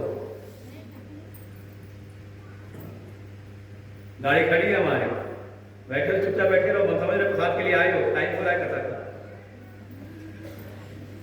जो बोलता दिखाई दिया तो मना करने बच्चे प्रसाद नहीं मिलेगा।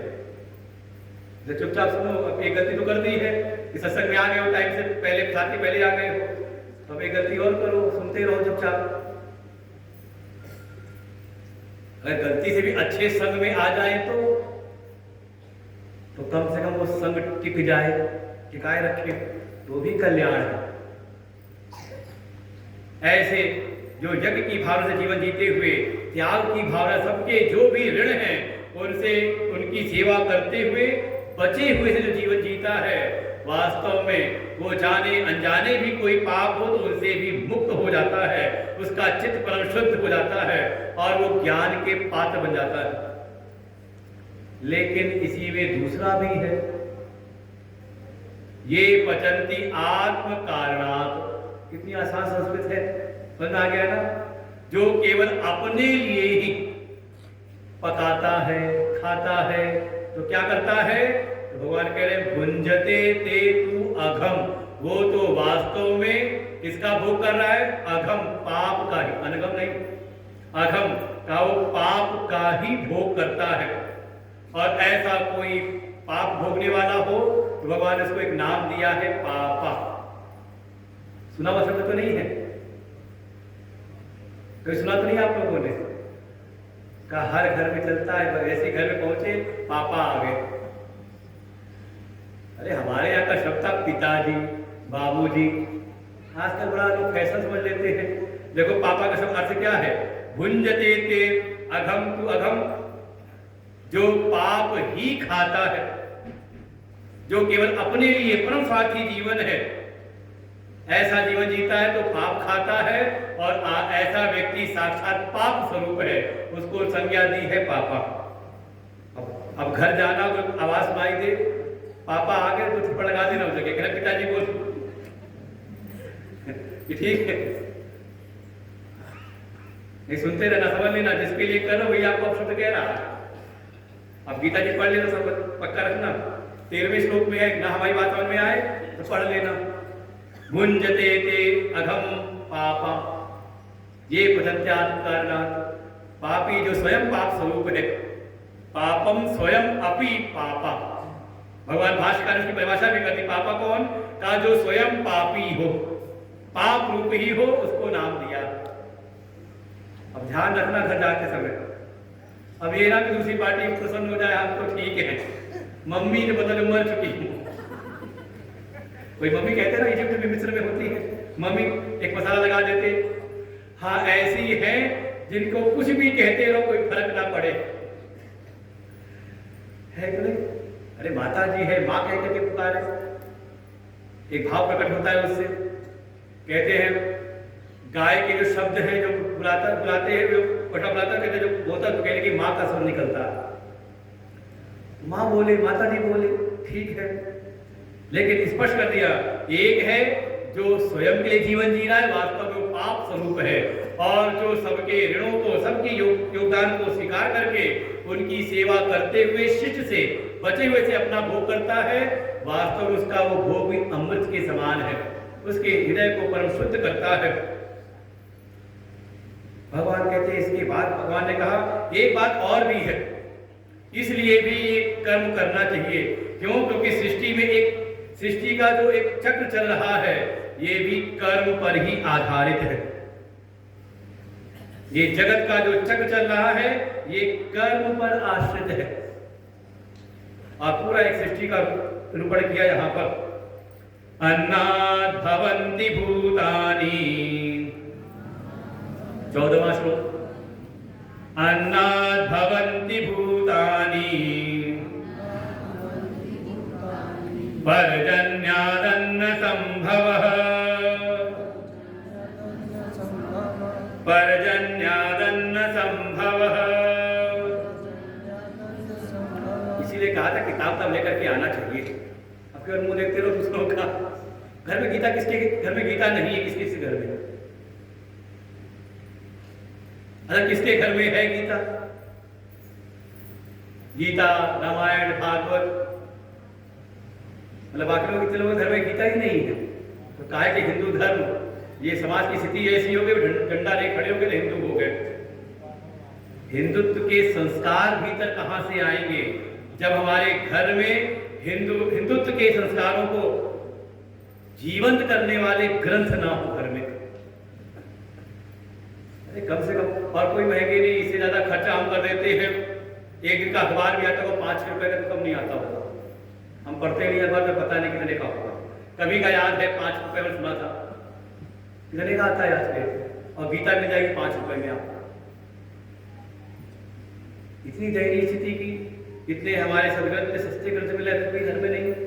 बिल्कुल कम गीता जी घर में जरूर रखो। अन्नात् भवन्ति भूतानि पर्जन्यादन्न संभवः, यज्ञात् भवति पर्जन्यो यज्ञ कर्म समुद्भवः, कर्म ब्रह्मोद्भवं विद्धि, कर्म ब्रह्मोद्भवं विद्धि, ब्रह्माक्षर समुद्भवम्, ब्रह्माक्षर समुद्भवम्, तस्मात् सर्वगतं ब्रह्म नित्यं यज्ञे प्रतिष्ठितम्, नित्यं यज्ञे प्रतिष्ठितम्। भगवान एक सृष्टि का चक्र दिखाते हैं। अन्नात् भवन्ति भूतानि, अन्न से भूत प्रकट होते हैं। भूतानि का ये हम सब के लिए, अन्न से ही हमारी उत्पत्ति हुई है। अन्नात् भवन्ति भूतानि पर्जन्यात् अन्न संभवः। तो अन्न किससे हुआ? कहा वर्षा से अन्न की उत्पत्ति होती है। फिर वर्षा किससे होती है? तो कहा यज्ञात् भवति पर्जन्यः, यज्ञ से वर्षा की उत्पत्ति। फिर यज्ञ किससे हुआ? तो यज्ञ कर्म समुद्भवः, यज्ञ प्रकट होते हैं कर्म से। फिर कर्म किससे प्रकट हुए? तो कहा कर्म ब्रह्मोद्भवं विद्धि, ब्रह्म से उत्पन्न कर्म को जानो। ब्रह्म, ब्रह्म अर्थात वेद।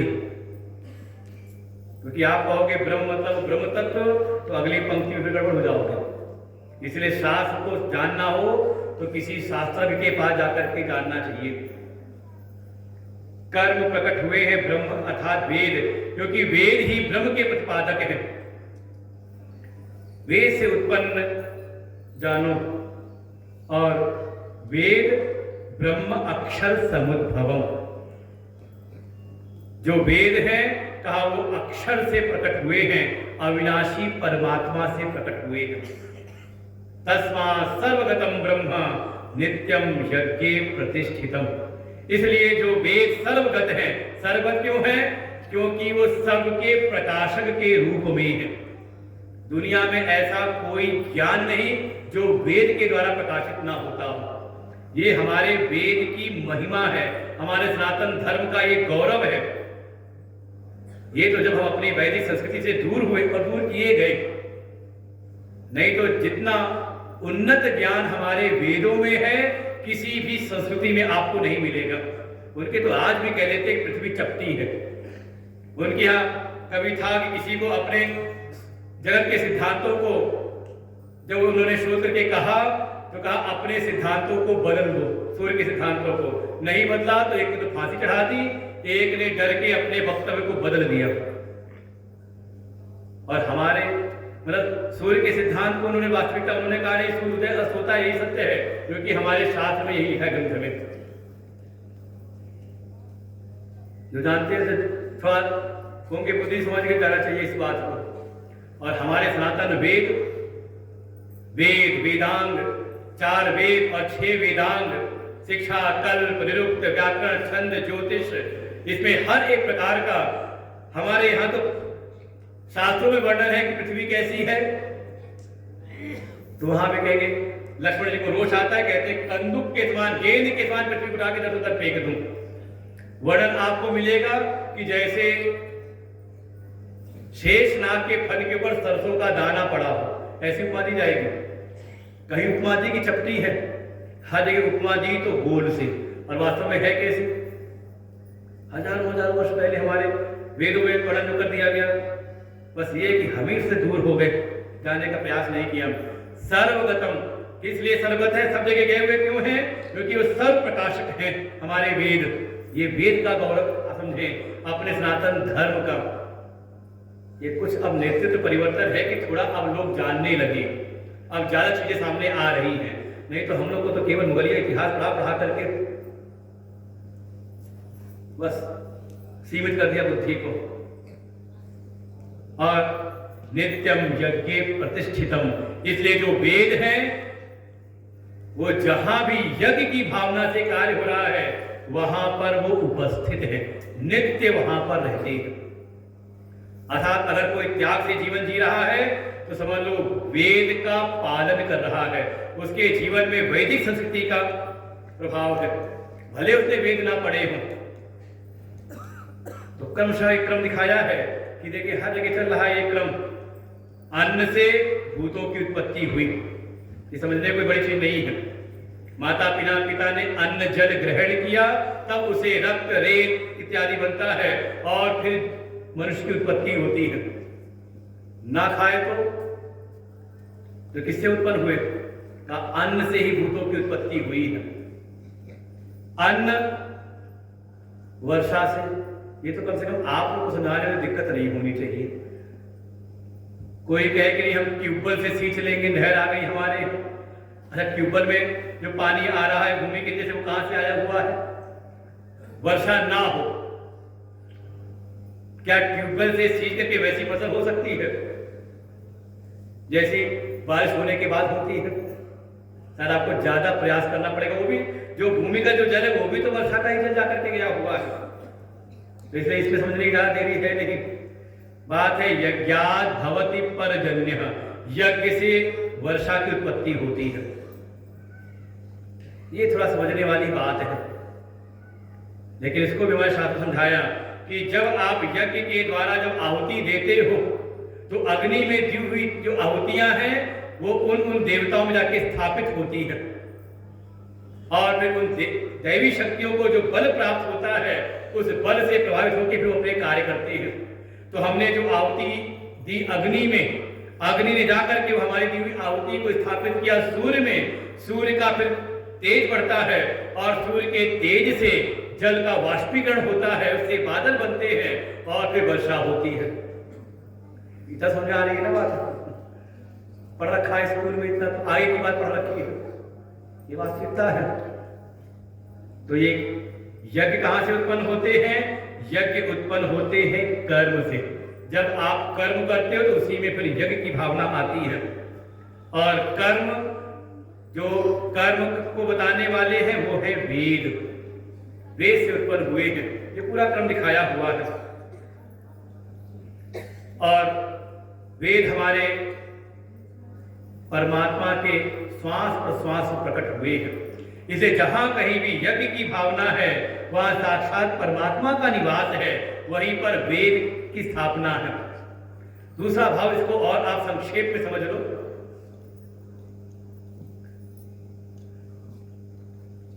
यज्ञ जो हमारे कर्म से उत्पन्न हुए हैं, कर्म उत्पन्न हुए वेद से, और वेद जो विहित कर्म बता रहे हैं उस पर भी कह रहे हैं। जैसे मैंने आज प्रारंभ किया कि भगवान का एक निश्चय दिखाई देता है कि अकर्म से, कुछ नहीं करने से कर्म श्रेष्ठ है, और कर्म हो तो यज्ञ की भावना से अनुप्राणित हो।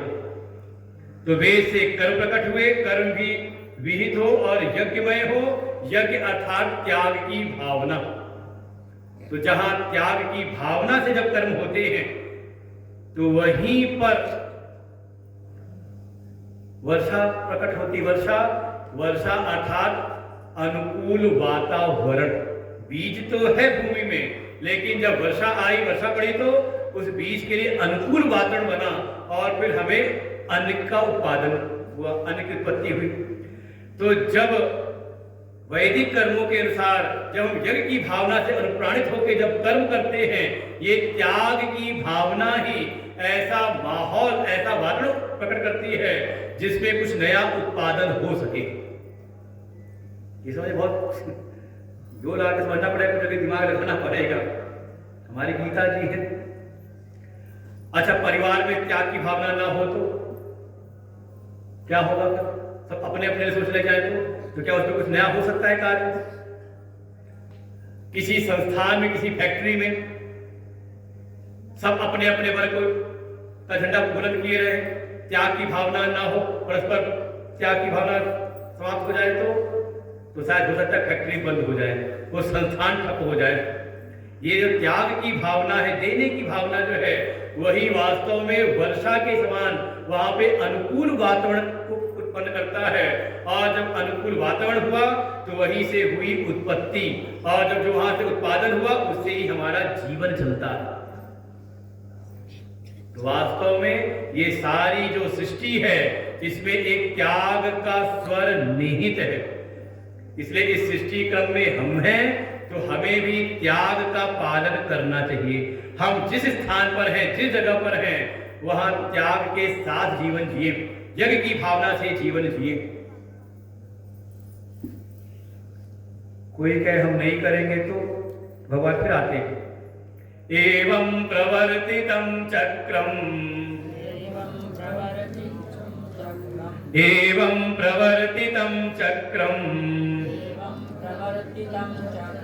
नानुवर्तयतीह यः अघायुरिन्द्रियारामो, अघायुरिन्द्रियारामो मोघं पार्थ स जीवति, मोघं पार्थ स जीवति।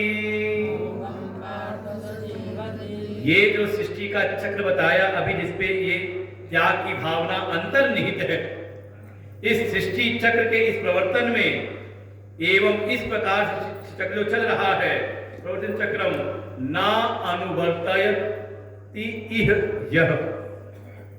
जो कोई अगर ऐसा है जो इस सृष्टि चक्र में आकर के इस सृष्टि चक्र के अनुसार वर्तन नहीं करता है, अर्थात त्याग के साथ जीवन नहीं जीता है, इस सृष्टि के चक्र का समझ लो वो हनन करने वाला है। और देखिए, ये तोड़ने वाला कोई और नहीं, केवल मनुष्य जाति के ही है। बाकी सारे जितने जीव हैं वो प्रकृति के अनुसार ही जीवन जीते रहते हैं, जिसकी जैसी प्रकृति बनी हुई है। देखो, सब त्याग करने में लगे हुए हैं, प्रकृति के सभी अंश। यहां तक कि पशु भी पालो, उसकी आप सेवा कर दो तो वो भी आपके लिए कुछ करने को तैयार हो जाता है, वफादारी निभा देता है वो भी। जो गाय की सेवा करते हैं उनको अनुभव होगा, अगर गाय आपने सेवा कर रहे हैं तो क्या वो फल उसका है। लेकिन कोई ऐसा है जो ये त्याग के साथ जीवन नहीं जीता, वो वास्तव में सृष्टि चक्र का हनन करने वाला है। और ऐसा कोई है तो अघायु, उसकी पहली संज्ञा दी है, वो वास्तव में उसकी जो आयु है वो पाप करते हुए ही बीतेगी। देखो, जिसके अंदर त्याग है वो पाप से बच जाता है, सीधी बात। पाप करने की वृत्ति कब आती है? जब भीतर स्वार्थ वृत्ति हो, जब भीतर अपनी कामनाओं को पूरा करने की प्रगाढ़ता हो, वही व्यक्ति कामनाओं को वशीभूत होकर कभी न कभी स्वार्थ के कारण वो पाप करता है। अगर त्याग की भावना नहीं तो कहीं न कहीं जीवन हमारा पाप में बीत रहा है। कारण क्या है? इंद्रियाराम, इंद्रिय भोग में ही जो आराम देखता है, नाम दिया इंद्रियाराम है। और ऐसा कोई है तो भगवान तो कहते हैं मोघम, हे पार्थ मोघम स जीवती, वो तो जीवन व्यर्थ ही जी रहा है। अरे घर में भी कोई ऐसा कुछ काम धाम ना करे तो आप ये कहते हो धरती पर बोझ है।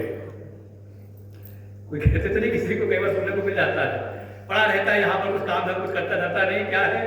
कहा पृथ्वी पर बोझ है। भगवान वही बात आप ही की बात को कह रहे हैं, अंतर्यामी जब जानते हैं ना सब, तो कह रहे मोघम पार्थ जीवती। इसलिए इस सृष्टि चक्र के वर्तन के लिए, ये सृष्टि का चक्र, और देखिए सृष्टि का चक्र बिगड़ा कब है? जब हम ये मनुष्य जब ज्यादा स्वार्थी हो गया, प्रकृति का दोहन करने लगा अपने स्वार्थ के वशीभूत होकर के, और ऐसा दोहन किया कि सृष्टि का क्रम बिगड़ गया। आप लोग ग्रामीण अंचल में बहुत अच्छा है, जो दिल्ली मुंबई रहने वाले उनसे जाके पूछना, जरा सा दिवाली का त्योहार आया, उसके बाद 3-4 महीने उनके यहाँ दिवाली के बाद से ही सांस लेना मुश्किल हो जाता है। क्या हुआ? कहा परम स्वार्थ में पड़ करके हमने भोग के कारण इस सृष्टि चक्र का ही खंडन किया, हनन किया, तो दोष हमें ही उसके भोगने पड़ते। तो भीतर एक भावना आई, अच्छा ये सृष्टि का चक्र चल रहा है, तो क्या सबके लिए कर्म करना अनिवार्य है क्या? इससे बाहर निकलने का रास्ता कोई नहीं, और अगर नहीं तो फिर तो हम वही कर्म बंधन में आ गए ना, उसी चक्र फंसे हुए हैं कर्म बंधन में। भगवान कहते नहीं है स्थिति।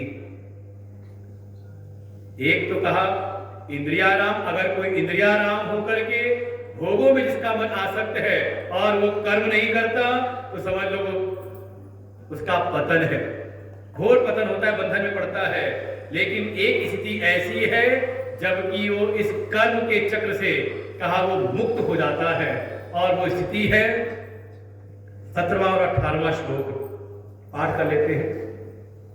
यस्त्वात्मरतिरेव स्यात्, यस्त्वात्मरतिरेव स्यात्, आत्मतृप्तश्च मानवः, आत्मतृप्तश्च मानवः, आत्मन्येव च सन्तुष्टः, तस्य कार्यं न विद्यते, नैव तस्य कृतेनार्थो, नाकृते नेह कश्चन, न चास्य सर्वभूतेषु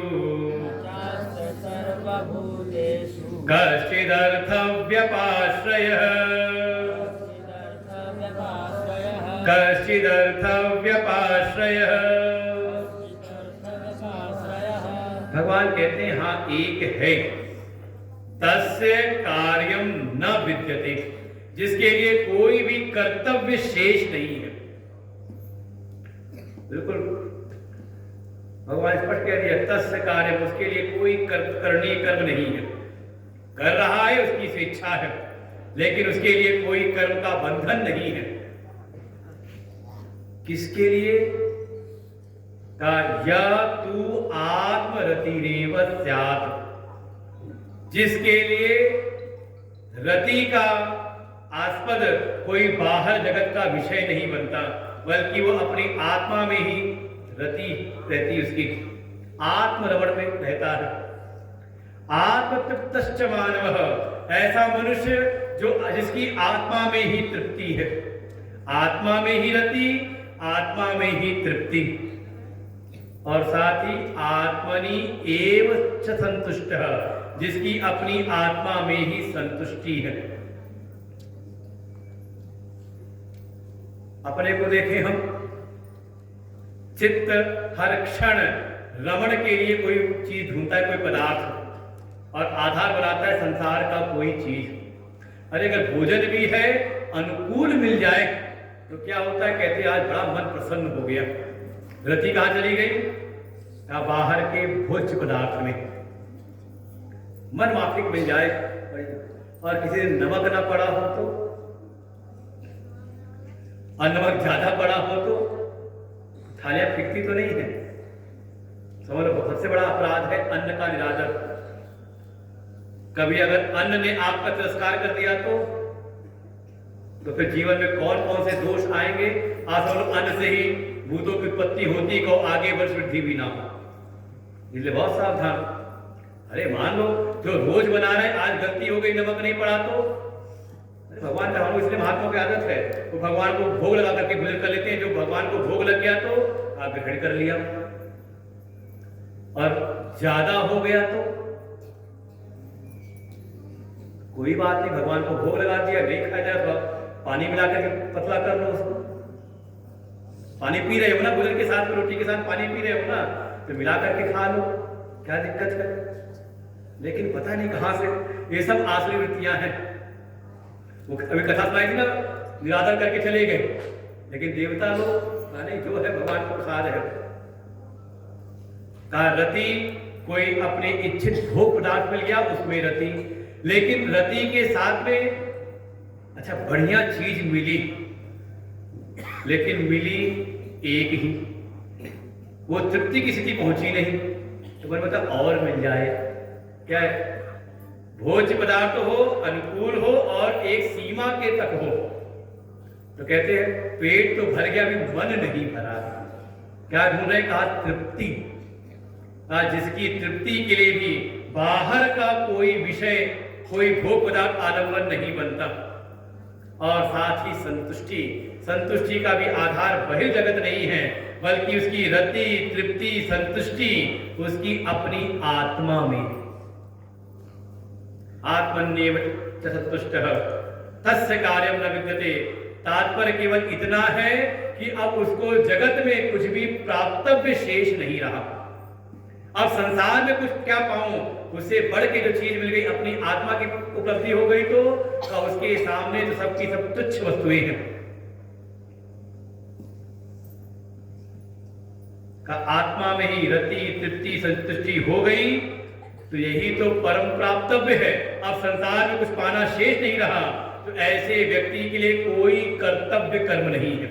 वो करता है तो कहीं ना कहीं लोक संग्रह के लिए, लोगों को रास्ता दिखाने के लिए, मार्गदर्शन देने के लिए। न एव तस्य कृतेन अर्थ। अब अगर वो कोई क्रिया भी कर रहा है, कोई कर्म कर रहा है, तो कर्म का प्रयोजन कोई सांसारिक प्रयोजन नहीं है। न कृतेन अर्थ, करने का कोई अर्थ नहीं, कोई प्रयोजन नहीं। तो न अकृतेन इह कश्चन, तो फिर जैसे अगर हम कोई कर्तव्य करें तो कोई पुण्य नहीं, लेकिन अगर ना करें तो कहां तक पाप होता है। जहां हमारे जो कर्तव्य उनका अगर पालन नहीं करते तो ना करने का दोष लगता है। लेकिन इसको न अकृते इह कश्चन, और अगर ये कुछ ना भी करे तो इसको कोई दोष नहीं, कोई प्रत्यवाय, कोई पाप नहीं, क्योंकि करने का कोई प्रयोजन शेष नहीं रहा। और तो और न च अस्य, अस्य का इसकी, अब इस संसार में क्यों ऐसा है? क्योंकि इसकी अब संसार के सर्वभूतेषु, अपने देश से लेके ब्रह्मलोक पर्यंत, अब इसके किसी भी बाहर जगत के पदार्थ से न कशित अर्थपाश्रय, अब कोई अर्थ व्यपाश्रय नहीं रह गया। अर्थ व्यपाश्रय कहते हैं कि हमारी कोई इच्छित वस्तु है, कोई पदार्थ जिसको हम चाहते हैं, तो पदार्थ की प्राप्ति में जो मध्य में साधन बनते हैं उसको कहते हैं अर्थ व्यपाश्रय। ये चीज चाहिए तो किससे मिलेगी, कैसे मिलेगी? रुपया होना चाहिए, रुपया हो तो कोई व्यक्ति हो लाने वाला। तो जो बीच के जो माध्यम बन रहे हैं इसको कहा अर्थ व्यपाश्रय, अर्थ का आश्रय जो बन रहा है, उसकी अब किसी से भी कोई प्रयोजन रहता ही नहीं, वो निरपेक्ष हो जाता है। किसी से कोई अपेक्षा नहीं कि कोई आकर एक गिलास पानी भी पिलाए। कोई आकर के धन्यवाद भी दे, ये भी अपेक्षा नहीं। जिसकी ऐसी स्थिति हो जाए, निरपेक्षम मुनिम शांतम, भागवत जी तो आता है ऐसे कोई मुनि कोई शांत में है, निरपेक्ष है, भगवान कहते ऐसे के पीछे तो मैं भागता हूं, पीछे पीछे हरि फिरे, इसलिए कि उनके चरणों की धूल मस्तक पर पड़ जाए, कुछ मेरा भी उद्धार हो जाए। ऐसी स्थिति जो परम निरपेक्ष हो चुके हैं, किसी से कोई अपेक्षा नहीं, बाह्य जगत में कोई प्राप्तव्य इच्छित नहीं रह गया, क्योंकि जो परम प्राप्तव्य है, परम आनंद का उसने प्राप्त कर लिया है, उसके लिए न तस्य कार्यम विद्यते, उसके लिए कोई कर्तव्य नहीं। तो आप हो गए ऐसे, अब कुछ पाना शेष नहीं। अब मुंह पे कोई बुराई करे लेकिन आपको कोई फर्क ना पड़े, बाहर जो भी आप करो लेकिन चित्त में कोई फर्क प्रभाव ना हो, अंदर हो गया ऐसा। कहा नहीं, अभी तो बहुत कुछ पाना है, सबसे पाना है, बना हुआ है ना, अर्थपाश्रय बना हुआ है, और अभी रति तृप्ति संतुष्टि हम वह जगत के पदार्थों को बनाते हैं आधार। तो अगर ऐसा है तो भगवान फिर कहते अब पूरा उपसंहार कर रहे हैं, जो जो पहले कर्म के हेतु बताए थे उन सबको एक साथ कह दिया। तुम्हारे 8वां और 9वें श्लोक को एक साथ जोड़ के बोलते हैं, तस्मात् असक्तः सततम् कार्यं कर्म समाचर, असक्तो ह्याचरन् कर्म परमाप्नोति पुरुषः।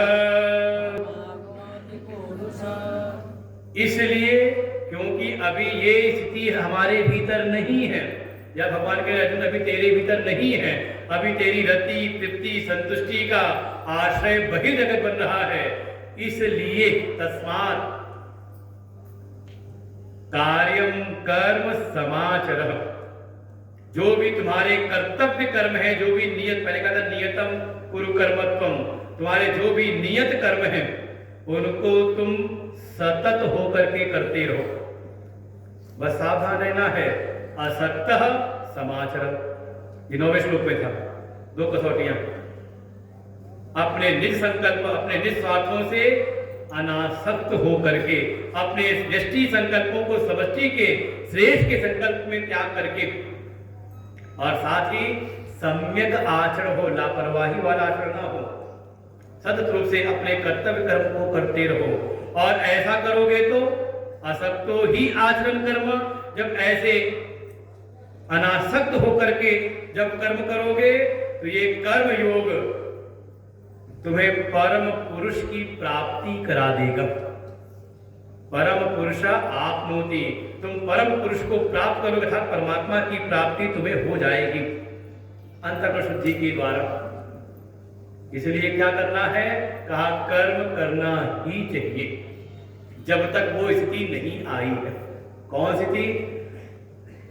2 विभाग हो गए, एक है इंद्रियाराम, जो अभी इंद्रियों के भोगों में, इंद्रियों के विषयों में आराम कर रहा है, रमण कर रहा है, और दूसरा है आत्माराम, जो अपने आत्मस्वरूप में ही रमण कर रहा है, परमात्मा स्वरूप में ही रमण कर रहा है।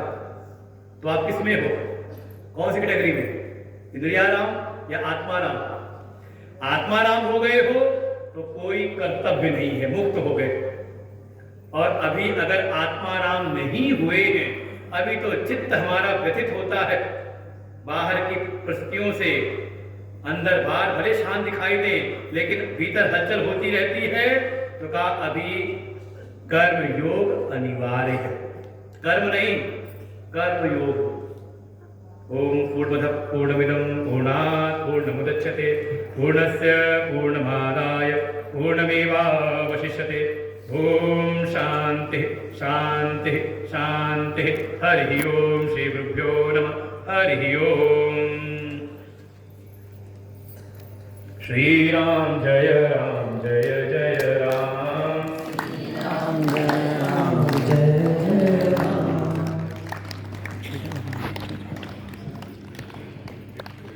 आरती के लिए